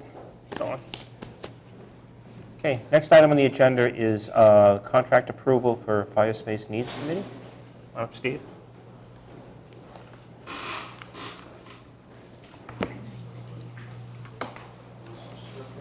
If they would like you. I have 2 members of the committee with me, if you don't mind if they Certainly. fly wing for me tonight. Not a Good problem. evening. How are you all? Steve? Come on up, gentlemen. Come on. Good evening. Brian, how are you? Ryan Tui Hi, Brian. Good, I, and Tom Kelly. Hi, Tom. Hey, Tom. Well, good evening. We are still under budget and ahead of schedule, if that means anything. I come before you tonight to make a recommendation that our committee has done its work to go through the RFQ, the request for qualifications process, to recommend to you a firm to provide designer services related to a fire space station needs committee, to do the work that we said we wanted to do, which would be funded by that gift to the fire department that we spoke about. I'm not, we can go through this whole process. Have you all seen the? Did. Yes. I did. So I think if you look at that, you, and I guess we have to say this to the folks at home watching, but we went through a process which resulted in 6 respondents that applied for this RFQ. And from that, we went through with our committee a list of the qualifications, minimum qualifications in the RFQ to see if they met those. All 6 did. We then spent 2 weeks separately evaluating these folks. We came down to a scoring on this. And we ended with 4 folks that we wanted to continue to look at references from their proposals. We did that. We narrowed down to bring in 3 folks, 3 firms in to make a presentation on what their proposal was. And from that, we selected the firm of Castle Booz Associates. We believe that is the firm that we would like to recommend that you award this contract to. I can tell you a couple of things about this firm. We were impressed with the outstanding presentation they made to the committee. This is a company that's local. They're based out of Foxborough. They have over 85% of their work has been in public safety over the last 10, 15 years. They impressed us with having over 100 fire station projects that they've either taken to the study phase or all the way through to construction. So we felt really strong with this team. They have probably one of the leading fire station designers, and a gentleman by the name of Bob Mitchell.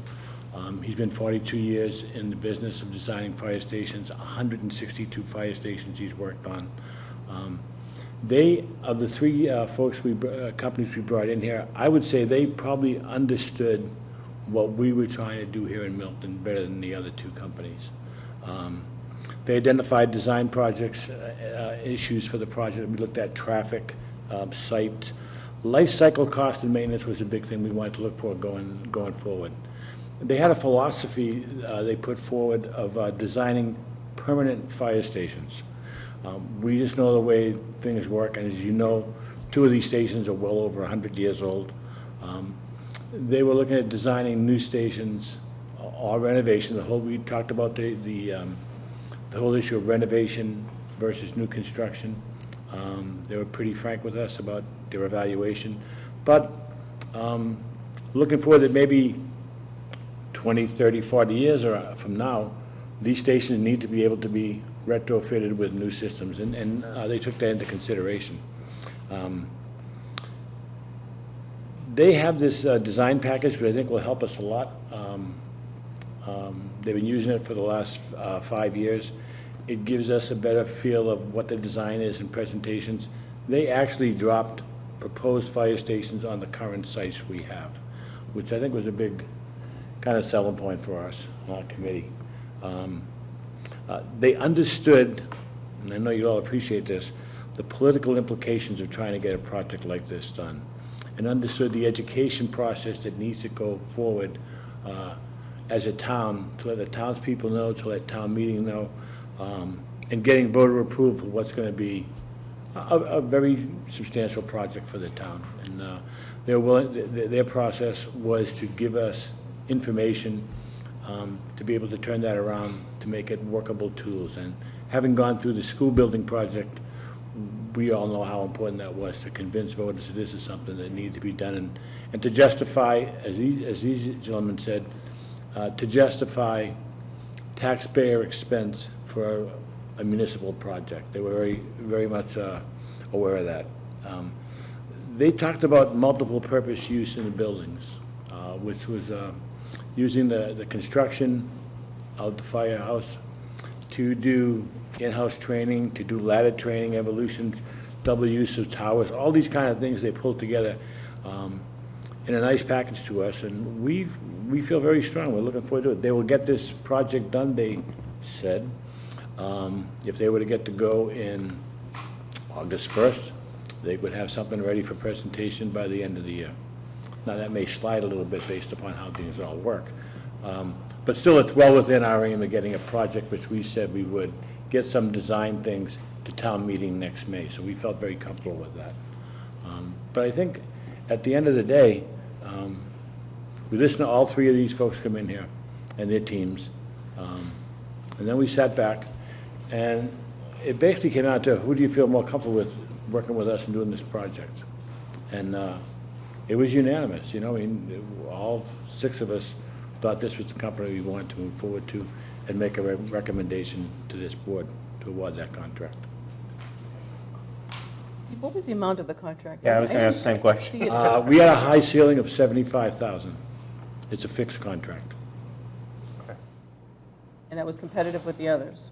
They were all within the ballpark, and not one, all of the six companies said they had no problem with the contract as it was specified in the RFQ. And this is being funded by the gift? The gift. Yes, Yeah, yeah. absolutely. Okay.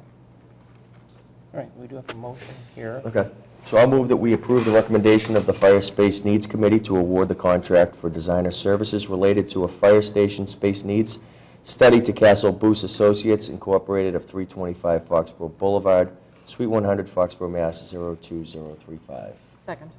Motion made and seconded. Any further discussion? Seeing none, all those in favor? Aye. Unanimous. Thank you, Thank you. gentlemen. Thank you. And may I just say that we really do appreciate the trust that you put in us, the confidence in this committee. I must say, this is a great committee to work with. We've had a lot of hard work we've done. We had a lot of fun doing it. I think we had a lot of fun, huh, Tom? But we really do appreciate the, the support that you guys have given us, and I can't say that enough. It's good to have folks behind us, helping us out and being behind us. It's like a great team, so We want to give you a good appreciate your work. Thank you very much. Thank you. Have a good summer. If anything we can do, please give us a shout. Appreciate it. Thanks again. Thank you. Keep up your good work, too. Okay, let's see, item number 10 on the agenda is contract approval for the South Shore Consortium, DPW sidewalk improvements. Okay, so I'll make a motion to approve the recommendation of the town's civil engineer to award the contract for item 14, sidewalks to Capone Brothers Incorporated, and to approve the town administrator to execute this contract on behalf of the Board of Selectmen. Second. Motion made and seconded. Any further discussion? Seeing none, all is in favor? Aye. Aye. Unanimous. Okay, item 11, Council on Aging acceptance of Copeland Family Foundation gift. And this is for the van driver. So move that we accept the donation from the Copeland Family Foundation in the amount of $25,000 to the Council on Aging Van Fund to be used for the sole purpose of transporting senior residents. Second. Motion been made and seconded. Just like to, again, thank the Copeland Foundation for their generosity, which Great. they just always come through when you need them. And, what else can you say? So any further discussion? Seeing none, all is in favor? Aye. Aye. Unanimous. Okay, item 12, quarterly report of Director of Planning and Community Development. Hi, Bill. Good evening. Good evening, Bill.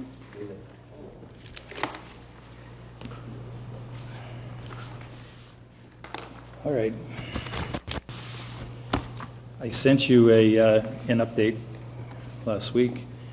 These are all through June 30th. So first are several growth issues that we have here in town. We have a preliminary subdivision for 8 new homes on a 3.6 acre site. That'll be before the planning board in the month of July, should get approved by the end of August. Get a couple of new homes being built. We have site plan approval that the planning board already approved, 3 new units out at 333 Brush Hill, which will build out the Brushwood Estates. East Milton Shell is getting a new canopy, new pumps. Under special permits, we have their nursery and the St. Pius property at 865 Brush Hill are both before the planning board right now. We're looking to close the Thayer public hearing portion of it this week, and they'll start writing I'm guessing that they'll start writing a special permit at the next meeting or next couple of meetings. The St. Pius property, excuse me. It's a development of 36 new planned units. That should close Thursday night. That development would then start before the end of the summer. There'll be a 30-day window there for appeals, but that's after the permit is signed. I'm guessing by beginning of September, they should start that project. East Milton Movie Theater. That's currently, that particular block of buildings is 3 current businesses and the new restaurant. The Falcone companies own the property. They have 2 houses on Church Street. The first of the 2 houses should be being torn down this week. All of the business in there is zoned business. So far, the Falcones have replaced the front facade for 556 Adams. They've updated all the entrances so that they're all ADA compliant, and they all have, they're energy efficient with insulated glass, new doors, new sidewalk. The sidewalk was funded by the applicant, not by the town. They added new street trees in front of the building after discussions with the DPW director and the tree warden. The restaurant is still looking for an opening date of early November. Looks great. Oh, it does. The Falcones further purchased a building down on Granite Ave, 450 Granite Ave. They'll be leasing the entire building come October 1st. The 3,100 square foot building will have an increase of 2,500 square feet of usable space with the installation of an elevator, which is going on now. This is commercial growth without increasing the existing building's footprint. So it's going to be a 5,600 square foot building? Yep. That's good news. That's great. Bill, while we're still on the 2 houses on Church Street, we had talked once before about the possibility of trying to move one of those. And, I mean... The discussion that took place between me with the Falcones was, Bob Falcone said, sure, he'd move the house. Gene Falcone's comment was, please don't do that. Give the money that we can help build another new house, because you don't want those 2 houses. You don't want either of them. They'll take much more to bring up to code and make livable space than what they are right now. They felt that it, she felt. So they give the money comment. What does that mean? To be revisited. I mean, they just didn't, Jean didn't feel that the house was it wasn't a gift she wanted to give, because it would take more money to fix the house than she felt it was worth. Mm-hmm. We can go back and revisit some type of, you know, we can go back and have that discussion with them at a later time. I didn't push for more of an answer. Okay. Okay. Just to follow up on Tom's earlier point, that they did a very nice job, even with the sidewalks and the trees. That's beautiful. We've probably thanked them before, but if we haven't, we should thank them They're again. very generous, Instead- and with the cameras as well that they're Yes. they're Yeah. doing it as well. I mean, That's a big improvement in the square, I I think. sent the check for the cameras already, and they are to be mounted and coordinated through the police department for the square. They've done a nice job. And they didn't stop in front of their building. They actually took those sidewalks and brought them down to the next businesses down and melded in the sidewalks. The facade looks beautiful. They've been working very closely with the DPW, the tree warden, town engineer. New zoning map. The planning department's coordinating with the town's GIS coordinator to update our current official zoning map. The map was last updated in 1997. Since then, there have been several new planned unit development districts that need to be added to the plan. There are also several mistakes in the plan due to technology changes over time. We used to have our draftsman hand draw the plans. Then AutoCAD came into play, and our engineers started doing it with AutoCAD. AutoCAD can be very good, but on the scale that the plan was drawn in, it does not take into account parcel data, and we have parcel data from the assessors. We've taken the data, we've put it together on a plan, and now we have to figure out how that parcel data, we're not trying to change anybody's zoning, but the difference in the two maps have zoning mistakes that we now have to go back and correct. So I'm working with town council to figure out how to go back and do that, working with our GIS coordinator to, between the two of us, we know physically where those lines belong. How to do it legally to make sure that we're not taking what somebody thought was their legal zoning and changing it. We're dealing with town council at the same time. So our plan is to hopefully have this on the October town meeting, but we'll see what town council comes up with for our new direction. And she actually took it to, I say she, it's Lauren Galvin, took it to the other town councils around had a meeting today, and she brought it to them. Who else has seen this problem? It's not something that's new. It's something that somebody has to have figured this out before. So we're working on it. Major projects not under the planning board umbrella that are here in town. East Milton parking. Howard Stein Hudson's under contract with the town and the State Department of Transportation to complete the design, engineering, and development of construction documents for project bidding. The 25% submittal to Mass DOT was submitted in early December. We're now waiting for the first of two public meetings to be run by MassDOT. The 25% meeting is the first one. It will be held the first week in August. The public hearings are required to be run by Mass Highway. That's part of the state and federal regulation process. We give them a place, they do the rest of the work there.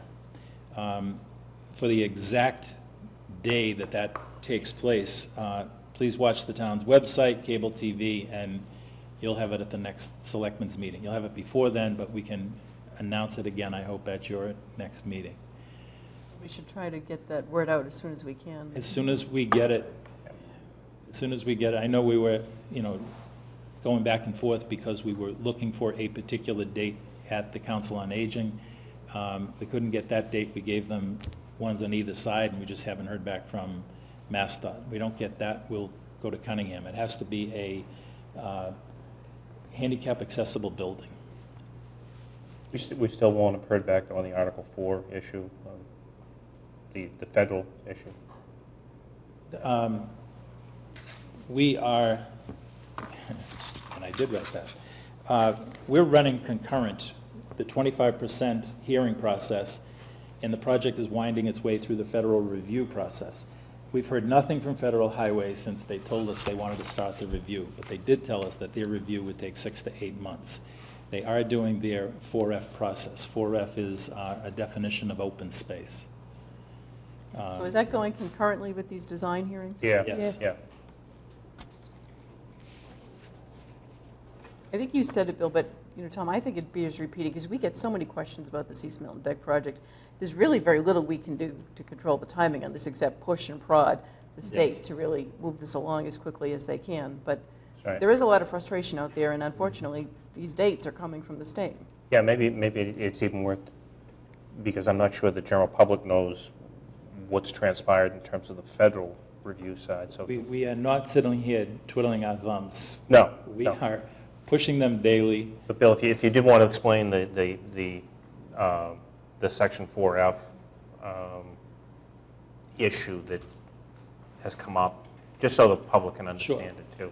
Because it has slowed the project down, it's slowed the 25% process down considerably. Again, we submitted our 25% submittal back in early December. Mass Highway, Mass DOT, Mass Department of Transportation, and Federal Highway have all been going through what we submitted. They also got several letters in there with people asking for federal review of the deck area that it remain as green space because it's open space. The issue is one of, we're looking for a 40% green space, that it stay a minimum of 40%. I do believe we're higher than that, and I didn't write that number down for you. We are higher than the 40%, but the state legislation said that it would be 40% green, 60% could be hard surface. We're higher. I believe if we're not 50, we're just a number under 50. That will be green space. There's hardscape in there that there are walkways within this area. There's also green space within the parking area itself. There's more green space on the other side of the slip ramp. That little park there does not change. The police and fire monument in there, it actually gets refurbished. We're stuck because of the determination of what is open space and what can take place in open space. During the review that we had with MassDOT and Federal Highway, they did say that walkways are acceptable within the green space. But the numbers that were put together by Howard Stein Hudson did not account for the walkways within the green space. They took green space and gave it as a literal number. They didn't take and say, okay, the walkways that are here should also be in that number, which will make that number that much bigger. And since there are a lot of walkways around it and through it, the number will grow appreciably when we put it all together. All of that is being done as we're waiting for Federal Highway to come back. Even though it's not green, it's still open. Yes. We're looking to take and make the space a little more usable than it is right now.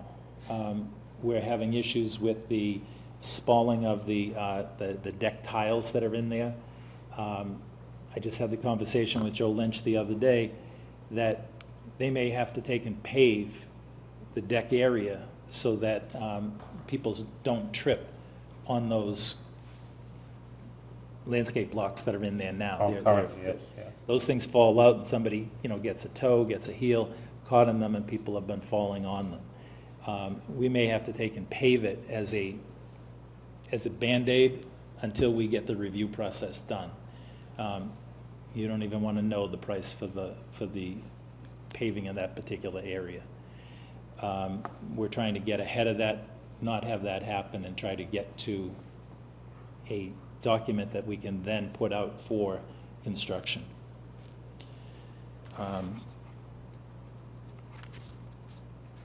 Good? Yes, yep, thanks. The wind turbine went through an arbitration process as required by the lease between the town and Quarry Hills Associates. The arbitrator ruled that the turbine could run, but at 69% of the time. The problem is, there is a profit to the town is in the other 31%. the 69% of the time that they gave us to run is not at the most productive time for wind. That 69% of the time is nighttime during the summer, and Here come. there's no wind out here now, and we can have the turbine going. We can run, that 31% is the profit. The turbine could pay for itself with the 69, but the expected profit would not be realized. The profit was not to be in cash, but in a reduction of our energy bill. It would come in energy credits. The town currently expends between 1.2 and 1.6 million a year in electrical costs. The turbine was expected to generate between 700,000 and 800,000 per year in energy. That money would have been spent on electricity, would have been allocated to the Consolidated Facilities Department. Thus, a plan for long-term upkeep to the town's buildings was expected to have been realized. No turbine, no money to Consolidated Facilities.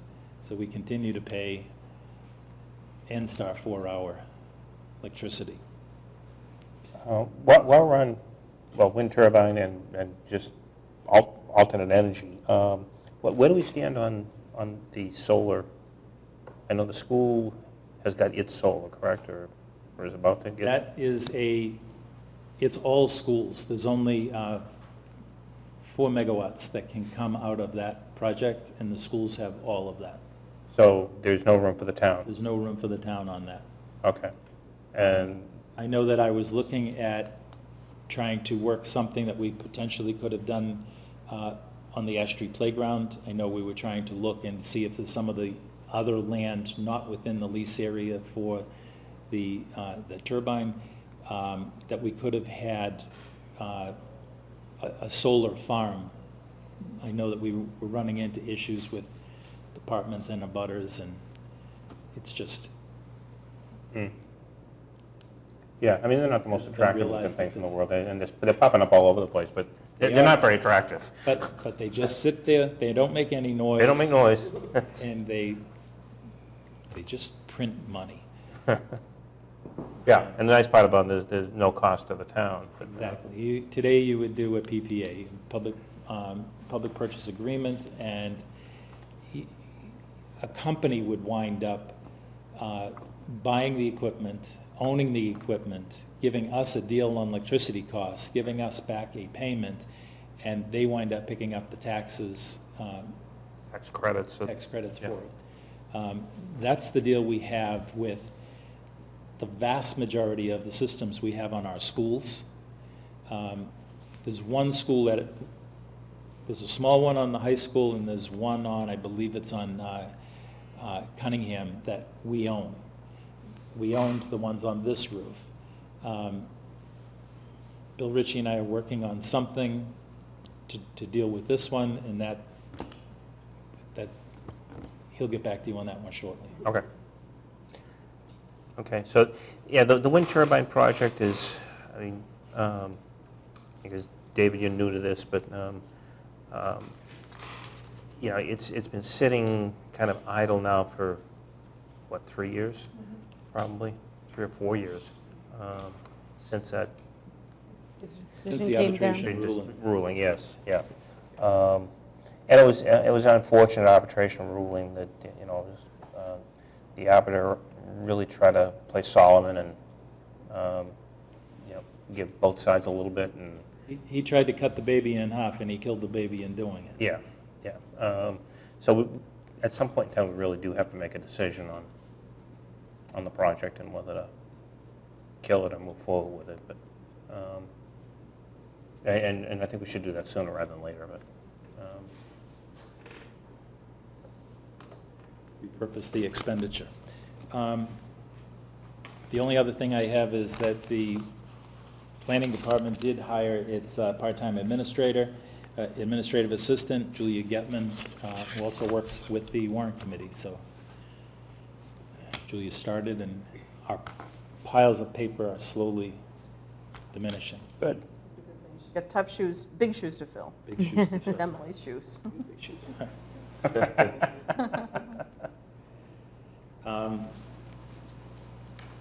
And then we move to the next one, which would be under the Ullin Skating Rink appointee for the 25-year lease committee. The person that didn't get appointed at our last meeting was somebody from Commonwealth Figure Skating. The person we have is Janet Mills. Janet is a Milton resident, and she's the president of Commonwealth Figure Skate. We actually met with her on June 30th. We had our annual ICE users meeting, 6:30 at 6:30 here at this, downstairs in the blue. We put out all the hours, all of the different users were there. There was a big discussion. There were, some are happy, some are not.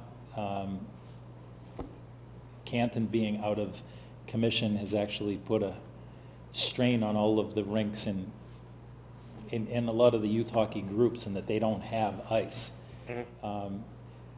We have picked up some of that slack, and we do not have many hours left to fill, because the other youth hockey's They taking non-prime out? I mean, virtually they're all of taking, them.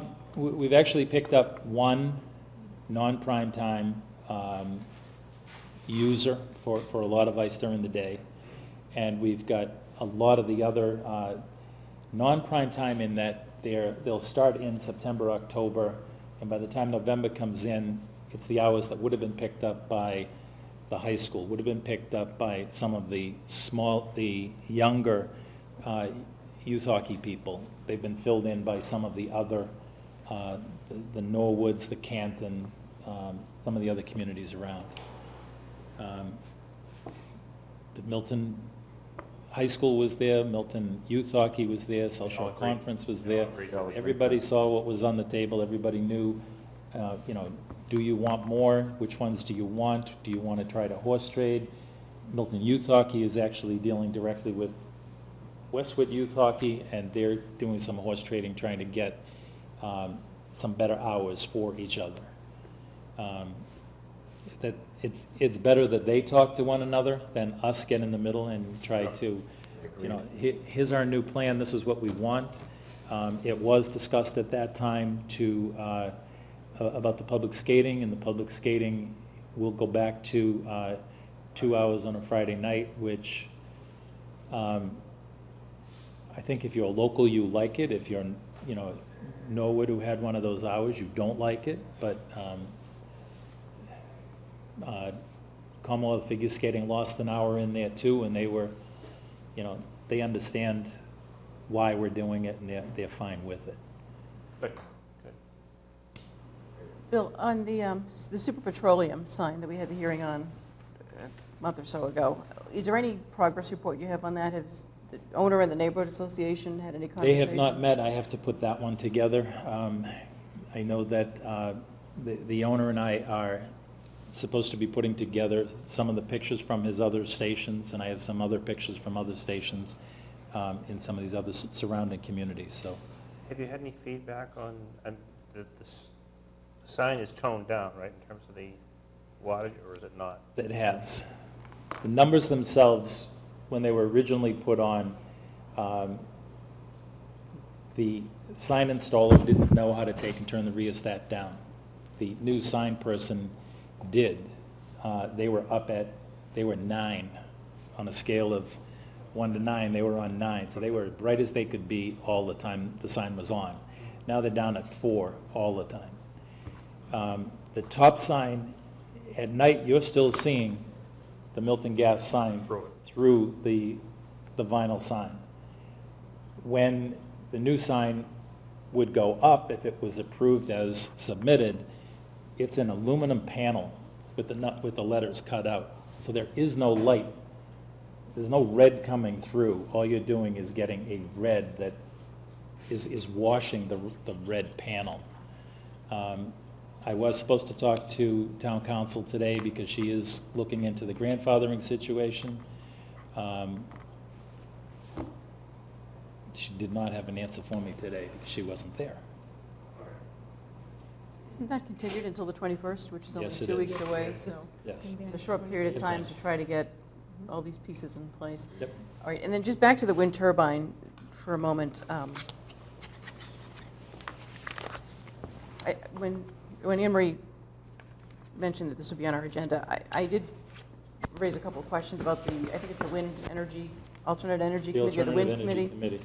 Is that committee, we haven't had a report from them in the time I've been on this board, but is that committee fully up to staff and meeting, or are they disbanded really at this point? They have not been meeting regularly. They did while we had a lot of the green community stuff going.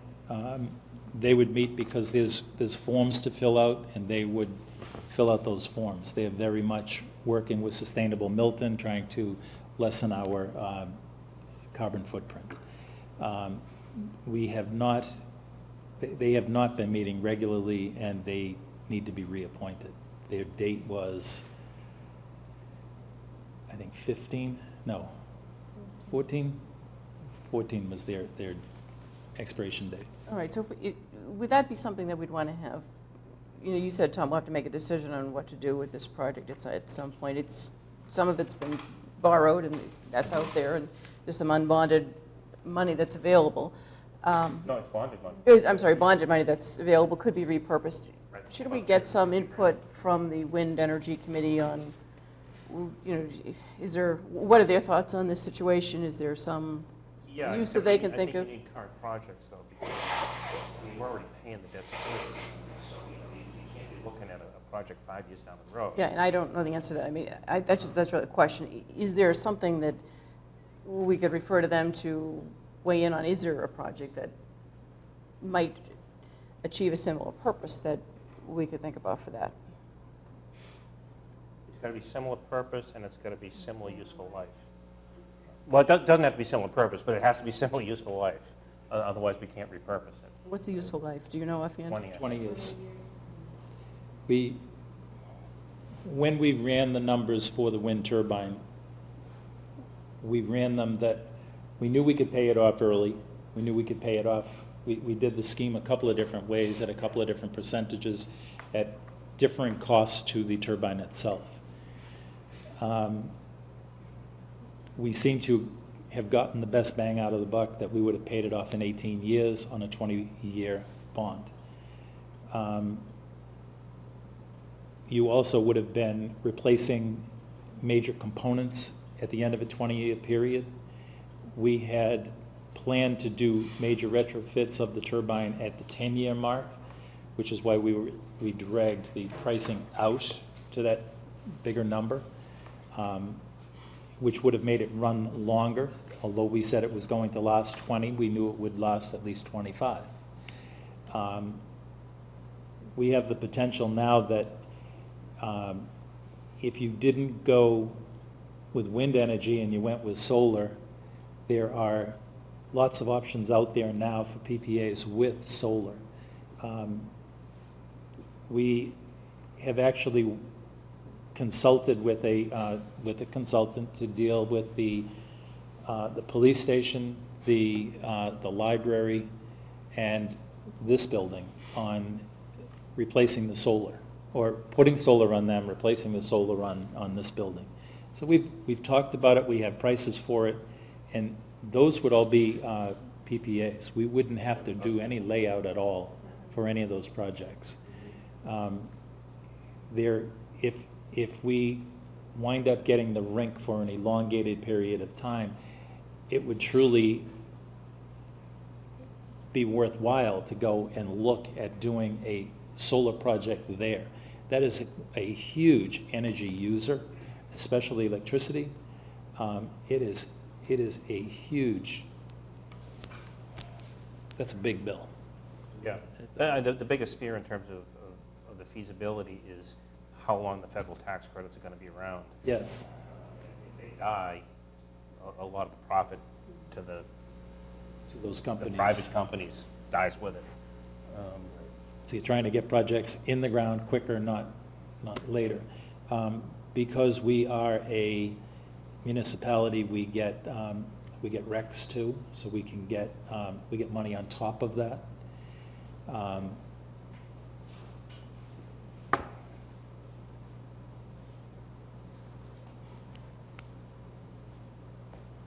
Well, maybe it does, maybe it doesn't make sense to refer this to the Wind Energy Committee, but We could ask them if they have any ideas, and I'll talk to the chairman and ask him what he thinks. Okay. If he comes up with some, he pulls one out of his hat, I'll get it back to you right away. Right. I think you have a couple more appointments that are We're going to go coming. back to the U one, right? And the agenda is committee appointment, Maxwell Skating Rink Lease Committee. Move that we appoint Janet Mills of 38 Badger Circle as the Commonwealth Figure Skating Club representative on the Max Hewell and Rink Lease Committee to serve through May 2016. second. Motion made, second. Any further discussion? Seeing none, all's in favor? Aye. And Bill, I'm here. Number has that- 16. Has that committee had another meeting yet, or? No, I did meet with, I met with Curry. I've had I was supposed to have a meeting with Bob yesterday, but he had a funeral, so we were off until today. We need to fill out the pieces of the business plan first. I gave the business plan to Tom McCarthy. He's doing the same thing for the recreation part of it. And the next part is the meeting date, and you'll have it before the end of the week. Okay, good. It's getting everybody scheduled. Yeah, it's tough during summer, I'm sure. Number 16 is the Milton Village Central Ave Revitalization Committee. Yep. Do you have a motion? Uh, Yeah. Do you want to? Cheryl Tagayas for the planning board member. Yep. So I'll move that we appoint Cheryl Tagayas of 660 Canton Ave as the planning board representative to the Milton Village Central Ave Revitalization Committee to serve through April 2016. Second. Motion made, second. Any further discussion? Seeing none, all's in favor? Aye. Unanimous. Item 17. Wireless Telecommunications Review Committee, Design Review Committee. Mike Kelly was voted by the planning board to be their member on that committee. It's a three-person committee that you appoint one, zoning board of appeals appoints one, and the planning board appoints one. Okay. I move that we appoint Michael Kelly of 132 Whittier Road as the planning board representative on the Wireless Telecommunication Review Committee through February of 2016. Second. Motion made, second. Any further discussion? Seeing none, all's in favor? Aye. Aye. Unanimous. Go. Thank you. Thank you. See Bill. you.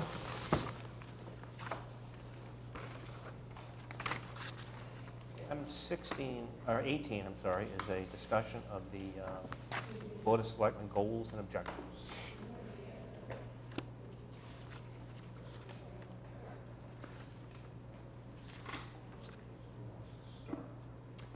We probably got long lists. Well, I'd be happy to start. I have, Mine's probably not as long because I'm on vacation.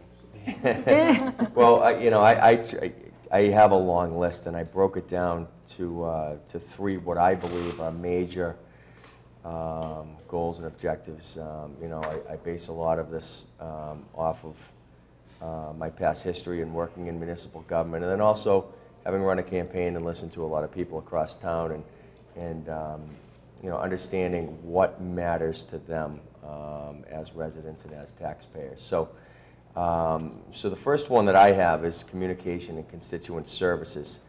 I really believe that we need to enhance the communication from our town government to residents. I think that we're in the process, I know in talking with Anne Marie about customer service training for each department, which will be implemented by our assistant town administrator, Michael Blanchard, which is great, and I know that he's been taking more courses to HR, and I think that that's going to serve us well. I think the more training, the better. But one of the things that I'm focused on is the same-day response and recorded follow-up by each agency. And I think that once the strong TA takes shape, that we're going to be able to really implement some of these protocols and policies. I think, and as a board, I think we all agree that the delivery and at least follow-up from departments needs to be more regular. So, with that being said, I agree with you. Yeah, and with that being said, I think that there's opportunity here, and from where I've worked previously, there are ways where we can give daily and weekly updates via email to residents. I think that, creation of department listservs, where residents can actually sign up for information. And so it's incumbent upon the director of the department, the department head, to work with their staff to pump out information as needed, updates as needed. And, I credit the police department, the fire department with using Facebook. Residents really seem to be in tune with that, but that's another animal that I think that social media and I'm going to get to that, and that's next on the list, that needs to be monitored and needs to be consistent across the board for all departments and really funneled through the town administrator. I think that ultimately at the end of the day, the town administrator is our CEO of the town.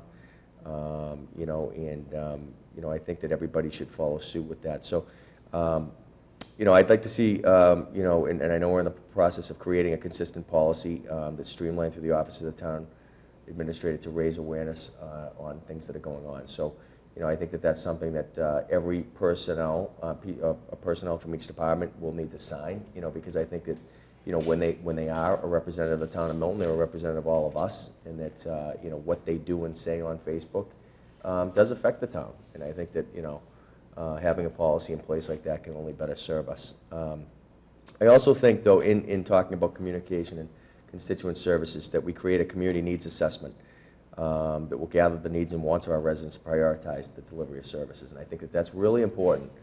I think that,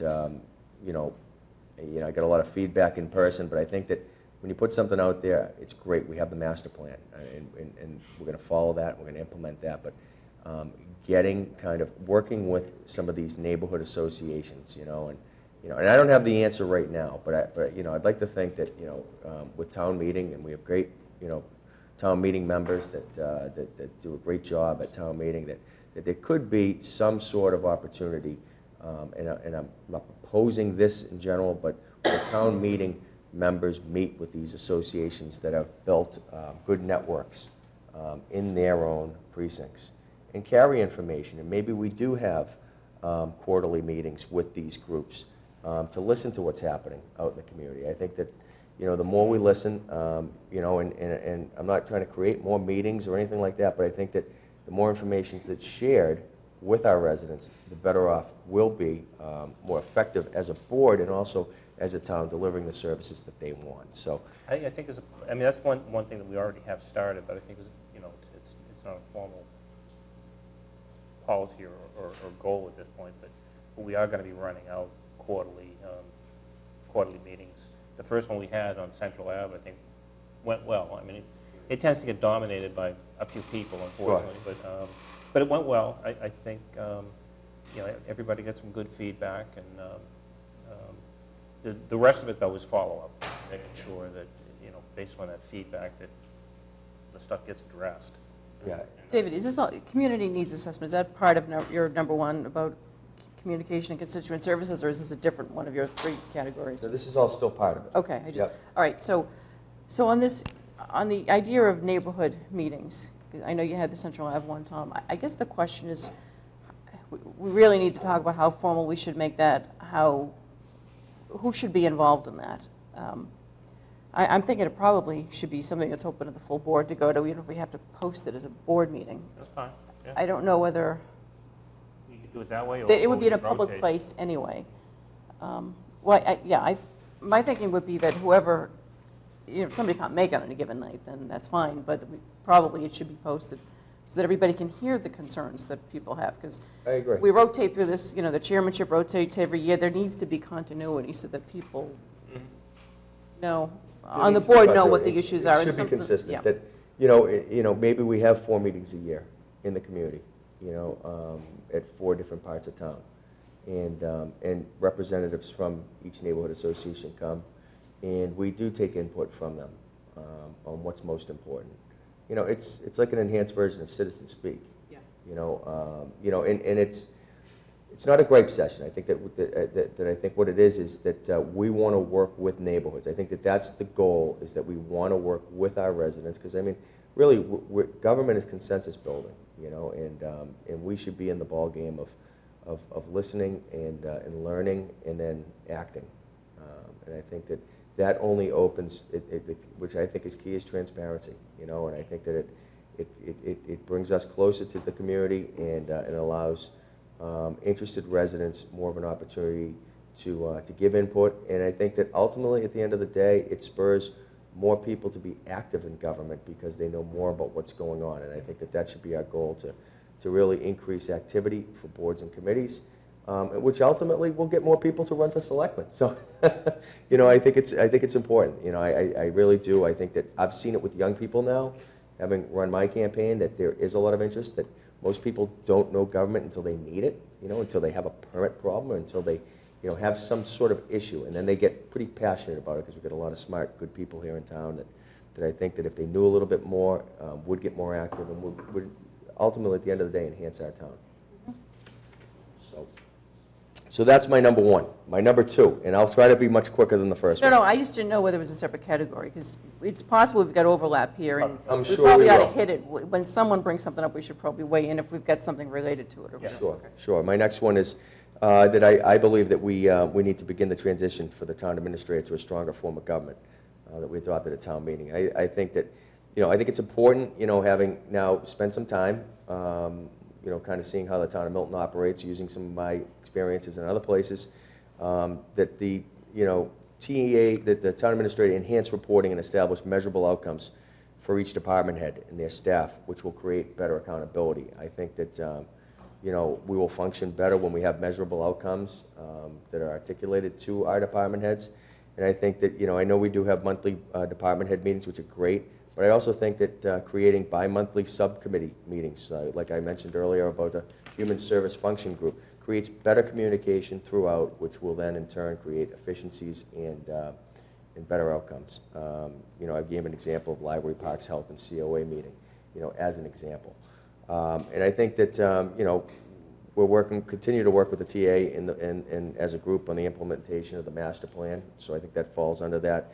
And then also, you know, one of the concerns that I had recently, and I think I should be public about this, is I think we were very fortunate to have the ZIP trip come to Milton, and it was a great day, and, you know, so many smiling faces at Cunningham, and so many good things that occurred. But I am disappointed that through that process that our chairman, Tom, and our town administrator were really left out of the overall implementation of the day. And I think that it's unfortunate, without naming department heads, but other department heads took a role in that day. And I don't think that frankly should ever occur. I think that you know, we've been elected as the leaders of this town right now to make effective decisions and to support our town administrator, who should be the one playing the point on that. And I think that this is a clear example of you know, getting this transition to the stronger form. I think that Anne Marie, it should be duly noted to department heads that she is in charge, and that things should be vetted through her in order to finally get the decisions that need to be made on our behalf. So that's where I stand on that. Transitioning to the strong town administrator is on my list too, and I think we as a board are going to have to start trying to do that. Now, there are some things that we can't do yet, because hiring and whatnot, that until the legislature acts. Right, there's no. Those things can't be transferred. But as a board, I think we need to start getting into the mindset of moving in that direction. And it's going to take a while. I mean, I was very serious with the comments I had to the Government Study Committee tonight, that this is going to be an adjustment period, and it's going to be a change, For all of a us. significant change for the town, and it's going to be something that we have to start thinking about.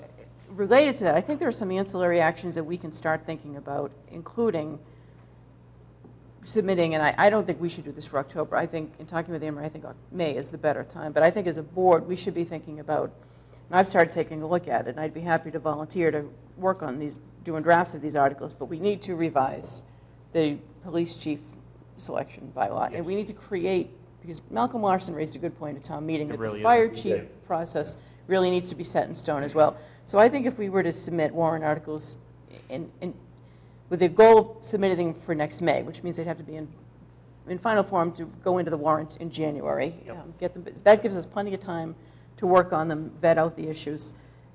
And at least we're moving And towards memorialize those implementing bylaws. the strong town administrator. And I do think looking at the financial management and looking at the CFO model, we do want the government study committee to take a look at that and work. It would be good if we can work with them on focusing on that. We've really implemented the recommendation that the DOR gave us to get the assistant town administrator for human resources.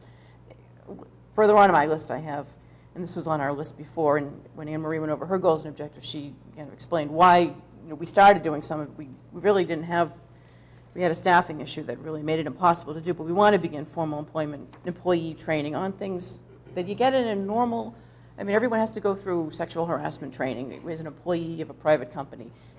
In town government, we need to focus on things like conflicts of interest training, making sure that our employees are being reminded of these things.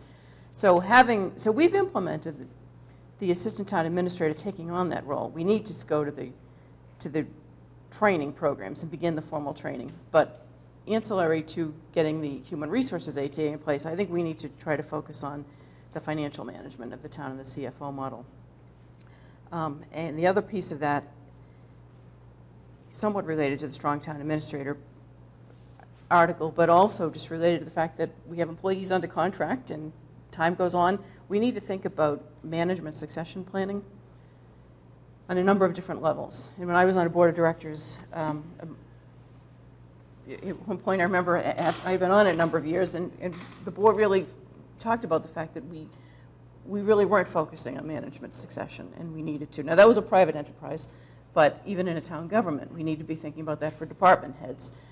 Or do we have department heads who maybe are coming up towards retirement age? Are we training people to bring them along so that there's somebody who can, maybe many people who can grow into that role that would be chosen from? So that's all related to where you started with this, going to the strong town administrator. Especially, having department heads trained. I mean, I think any good department head should want to have staff that actually is of department head material, whether or not they leave this town and go somewhere else, because maybe they'll come back at some given time. I think that, that makes our town stronger if we're continually training and pushing people to be better.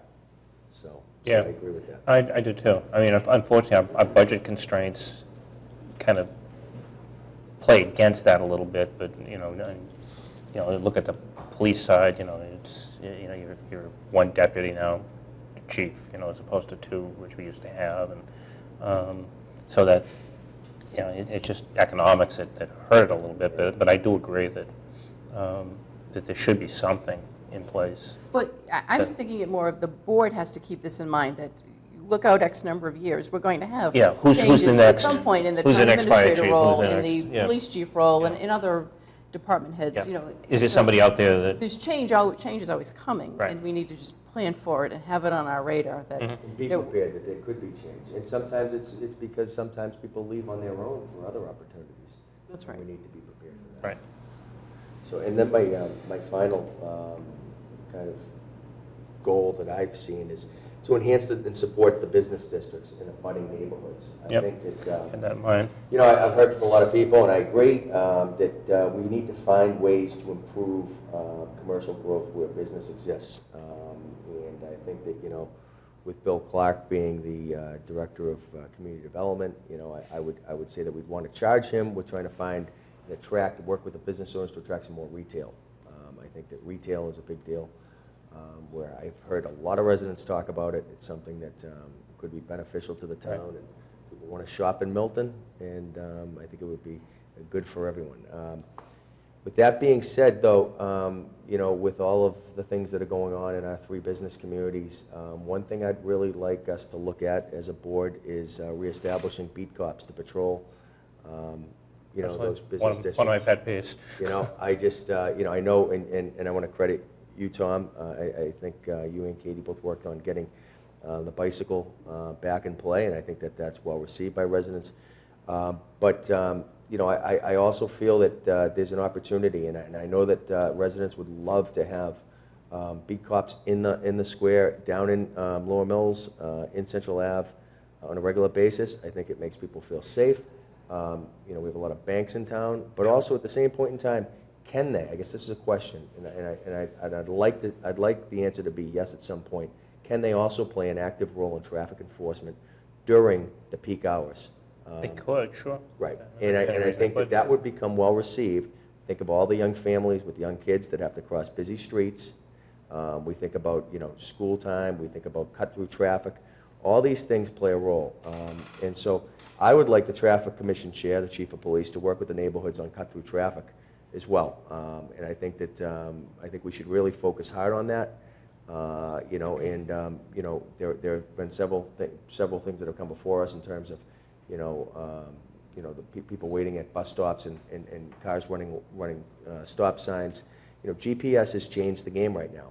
People getting off the highway and they're flying through the back neighborhoods to try to beat traffic. And I think we have a responsibility as a town to I think that if we made a strong stance on that, word of mouth would stop some of that. And I think that, ultimately at the end of the day, we could be looking once East Milton Square, for an example, with a new parking lot, new traffic,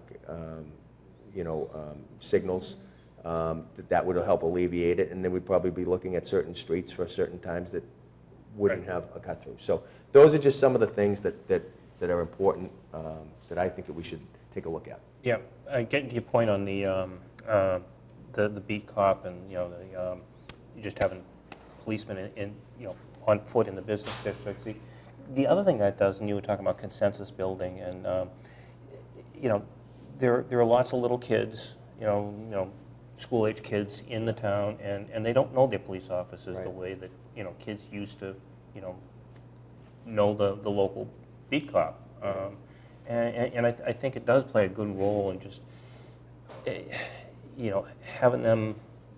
I don't know what the right word is, but just They accumulate a lot of information. yeah, Being out on the street. Yeah. They learn a lot and they can learn. pass on a lot. And the kids learn a lot They too. do. That the patrol officer is Something not to a be said bad for guy. community policing, right. Yeah. I have some other things. I did not group them under broad headings. I like the way you did that, David. Some of them, I've got some overlaps. So I'm just going to mention a few of the others that aren't under some of those categories. And one is the FY17 budget and the 5-year financial plan. Yeah, I had that. Now, that was a goal we've had, the 5-year plan, before. It was done last year. You gotta We keep hit a moving little on. roadblock with the school committee. Yep. We want to make sure that even if we hit a similar, which hopefully we won't, that we at least go forward with it on our end, because I think it'll be very helpful to the FY17 budget. We've got a number of big projects. We've got the Henry's project, the town farm, East Milton parking deck, which we already talked about tonight, seeing all of those through. We could spend a long time talking about each one of them, but we have big projects that we want to continue to keep moving forward and advancing. I do think that the FAA and the airplane noise issue is a growing concern. And a couple of years ago when I was running for office, it was just kind of starting to foment that there was this complaints coming in about airplane noise, but it has really grown over time. And we're now facing potentially 5 RNAVs over the town. So we filed our comment letter on June 30th. I think the town council did a great job with that letter. Yep. But that's something that I think we've got a good committee that's working. You're now on that committee, Dave, and I think we're going to see some real improvement with that I committee. think we have an With excellent more committee with some new good membership, intentions, Yeah.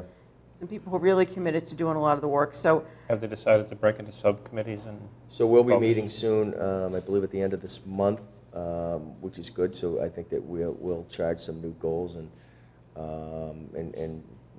basically go through some new committees that I think will be effective. I think it's a very positive group. I think it's a group that will work well together and really represent the town. Good.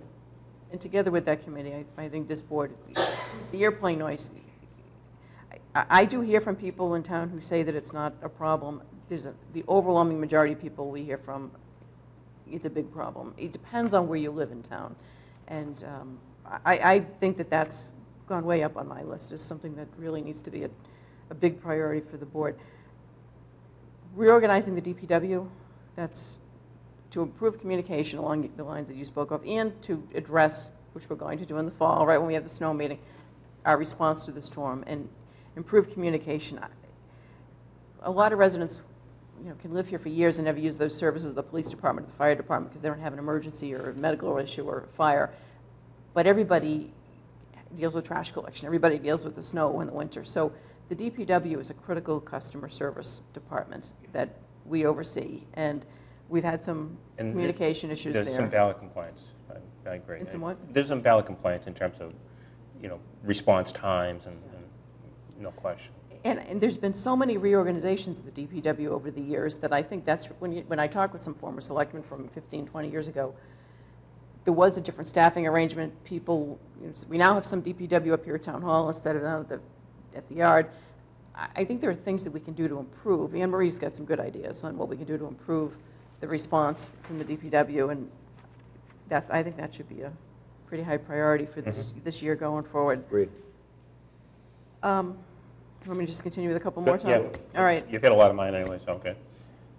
The social media policy, I saw a draft of it, Anne Marie. I thought that. Yeah, that we sent out to town council quite a while ago. Related, and I looked at it a while ago. I don't recall what it talked about in terms of the board. Related to that social media policy in terms of what departments do in terms of Facebook, and we need to talk about the board responding to people on Facebook. There are different sites, and people sometimes will even ask specific questions, and you can direct questions to members of the board. That's been an area that I think we really need some idea of what we don't want to have. I think, this is my view, I don't think we really want to have individual selectmen trying to respond to questions about a street being closed by a contractor, or about the snow, or it shouldn't really be incumbent. We all have day jobs. We're not on Facebook 24/7. There should be somebody in town hall who is either responsible for responding to inquiries that come in on that, or a way that we are all in agreement that it should be handled. I guess though, when you think about it, it's really not much different than a constituent giving you a phone call. I mean, Yeah. It's not a lot different. You've got to be careful, I think, in how you respond on social media. If I'm going to do it, I tend to just be very brief and say, if you got a problem, call me.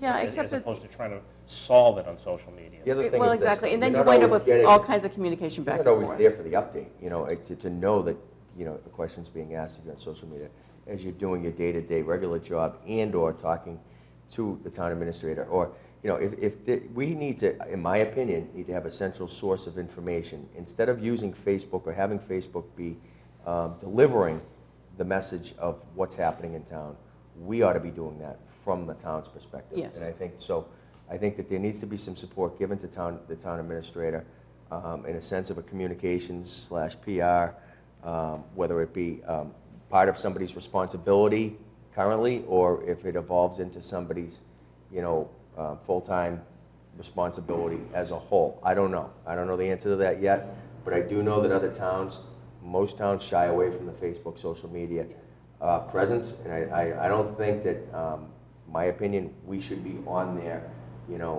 like you said, responding to plowing at the end of someone's driveway. I think that that's a DPW question that goes right to them. I think that if they want to call us directly, we can respond and talk to them, but I think that's more of that's a better process, I'll say.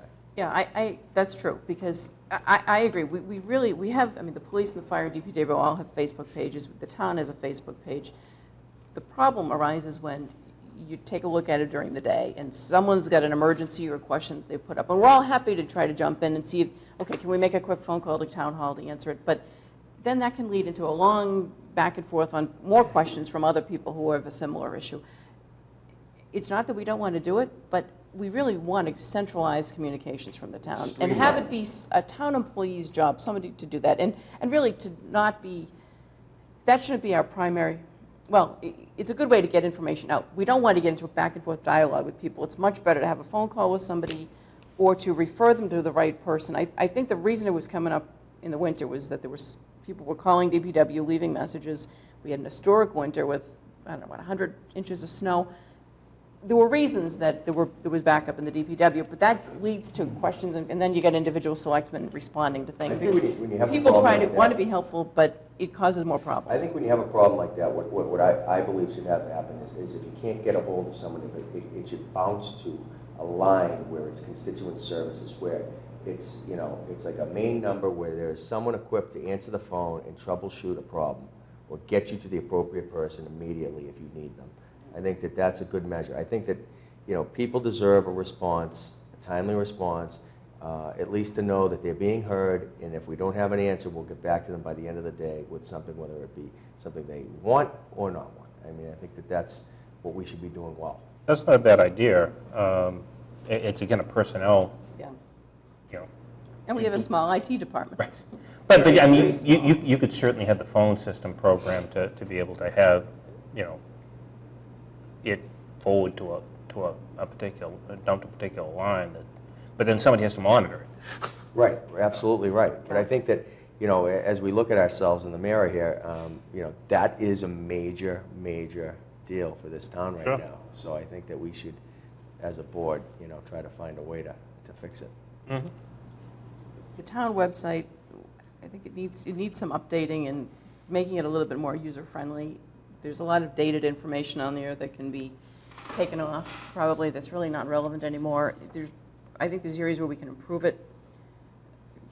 I also am working with the planning board to implement the master plan. This is the next two, which are my last two, are much smaller, and I even hesitate to put them on a priority or goals and objectives list, but worth mentioning anyway. I think we have to improve the process, not only for the warrant going to print and getting ready for town meeting and going through the warrant committee process, but the annual report. One complaint, I guess, that I have is we've just closed our fiscal year, June 30th.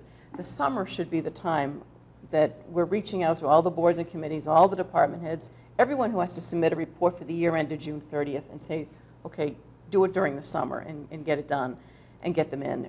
What has happened, at least in the recent past, has been people are scrambling in February and March to write their reports for the year that ended June 30th. And then sometimes people are putting in things that actually went into the next year, and then you get overlap in the report Right. for 2 years. You can't remember what happened. It's too Right. long a period of time before reminders and whatnot, and that's a function of staffing. We didn't.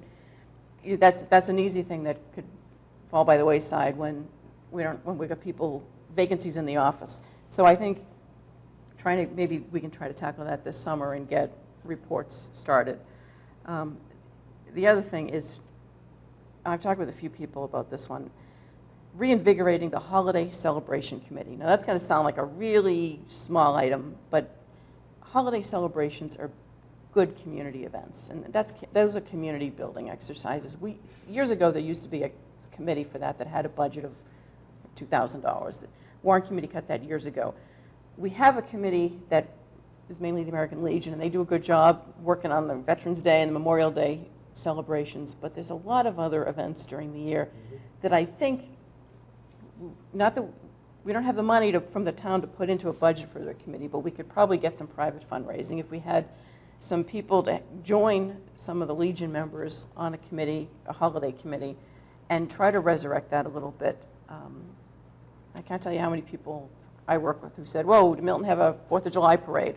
Well, no, the park department had programs for kids, but there's a lot of towns do. And you know, maybe we got a lot of people who are away during the summer, and maybe there wouldn't be the audience that there is in Memorial Day. But I think those are things that we can be thinking about. The We Are Milton group does a lot of good work with the annual celebration. Maybe there are people in that group who would be willing to help. That kind of is our 4th of July. Yeah, I guess that event is the fireworks. Sometimes it's different times in June, but it was pretty close this year. But I think there are people who are involved with the We Are Milton group who maybe could help with a town committee to try to see if there's something that we can do to do some. The 350th celebration was such a huge success that it would be nice to try to continue some more of those events and maybe even build upon the Memorial Day and the Veterans Day, organize them a little bit differently, bring some younger people, and it's a lot of the Legion is really the one running those. Let's bring in some help for them and try to build upon those. Again, that's down on the list, but it's the sort of thing that you hear about from people from time to time. Absolutely. Yeah, I had a lot of the same things. A couple of things that weren't touched on. Again, they're smaller things, but you know, one is figuring out some way to fix the pavement management deficit. The streets are atrocious. You know, they're not getting any better. And again, that's a lot of people complain. But then that's the next major complaint. They do. It clearly is. I did have the financial forecast and all that stuff on here. The other thing is to perhaps thinking about reaching out to other cities and towns, seeing about the interest in regionalization of certain services, and as a way to at least an act of good faith to try and be fiscally responsible and save money. So we've tried that in the past, but it's difficult to get any steam rolling. We had a couple of opportunities. One was the dog officer, and the shelter, and trying to regionalize that. There was some interest in that, but met with a lot of opposition. The health department was another potential we talked about a little bit, and again, it's like all the other. Every time you look at it, it's nobody wants to be the one that. I can give you an example. Special needs programming. We did it when I was in Westwood. We partnered with the town of Dedham for a Pathfinder program, so people who had autistic children didn't have to travel for privatized program as far, and pay more. Yep. Because they had a program that was already created. So what we did was we worked with them and created a pilot program, which I know exists today and has really taken off. Which is that's another example of how you can find some things that you may lack that other towns have, and they may be willing to help either train or assist or partner.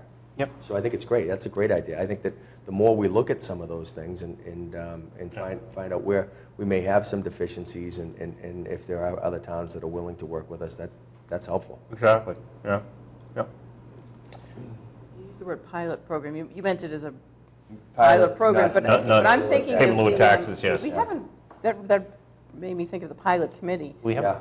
We haven't really heard anything on that, have we? It's supposed to be coming to July 21st, Oh, or your okay. first meeting in August. Let them know what your August dates are, and then we were going to have the chair of that committee, Dimitri Petron, was going to come in and do a presentation. Good. And that's pretty much all I have. So how do we want to kind of compile these into? We have a lot of ideas here. Obviously, there's too much for the real goals and objectives. We have to distill this down, don't we? Right. To Right. get this into a manageable workload for whether it's a 3 or 5 member board. Too much for either size of those boards. Because there's a lot of big things here that are yeah, I guess if you long-term projects. if you got into broad categories first, communication and public relations is clearly one goal. Fiscal management, I guess, the budget process, the 5-year forecast, and everything else that goes with it is kind of. We all have written lists. What we could probably Yeah, do I is. mean, we could circulate it. Yeah, and then we could. We could send it to Anne Marie and get it around and Yep. kind of cut it up. And Anne Marie, maybe you could take a look at it as well. Sure. And from the internal perspective, from what you Sure. know, Mm-hmm. and suggest some.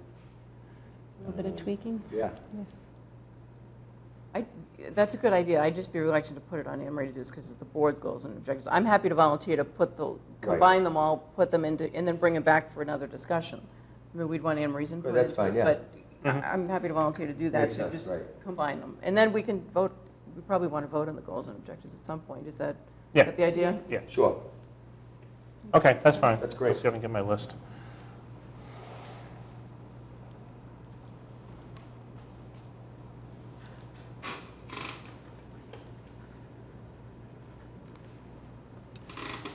Okay, where are we at?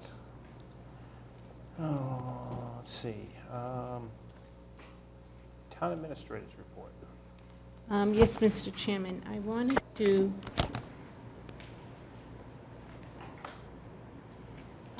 we received a gift from Miss Alberta Sawyer, posthumously a graduate of Milton High School and the New England School of Art. It was delivered on behalf of Miss Sawyer by her attorney Very nice. last week, and we are going to find a nice place to put it in the town hall. Powder house she painted. Very nice. So that has some great significance to the town and some historic value as well. Yeah, it's beautiful. Very talented. 1942. Yes. And then the second item I wanted to talk about was our big event last Tuesday, June 30th, our coffee hour for Miss Paula Rizzi, a 34-year town employee who retired from the Selectman's office, held multiple roles within town government. She was not only a co-worker of mine for 20 years, but I called her a friend. We had a lot of good years together, not only working on behalf of town government, but we shared a lot of family situations as well. And she will be sorely missed by all of us. And we wish her a lot of good health in her retirement as she starts this new chapter. And I hope she takes time for Paula. Because for 34 Long overdue. years, Yep. she worked tirelessly for this town and for the issues, and she made a lot of friends along the way. You had quite a turnout on Tuesday. She did Yeah, have that's quite a great. turnout. Great Yeah, turnout. I'm sorry I couldn't. I did call in, though, and Yes. told her I was thinking purple, even if I wasn't wearing it. But, yeah, I agree. She's just a truly special lady, and she will be missed. Yes. And that's all I have, Mr. Chairman. Since I haven't been around here the past 14 days, I don't have too much to say. Before I took off a vacation, I did go to the fireworks and the concert, and just a shout out to Linda, Lee, and Brian. They did that whole committee did a great job. Tremendous job. Pulling it off. I don't know how Sunday went. I know there was rain and Got postponed. did get postponed Yeah, totally. yeah, well, I- they canceled. That's too bad. But it was a great event. The fireworks and the whole concert was got there at 4 o'clock and stayed till 10:30. So it was good. It was a good time. Let's see. Members' reports. I don't have anything to report at this time. I don't either. We had no citizen speak today, but responses to citizen speak. Okay. Being none, okay, I'm going to propose a motion to enter into executive session to discuss strategy with respect to collective bargaining, believing that having such discussion in open session may have a detrimental effect on the bargaining position of the body, and to reconvene in open session to adjourn. Second. Okay. Ms. Conlon?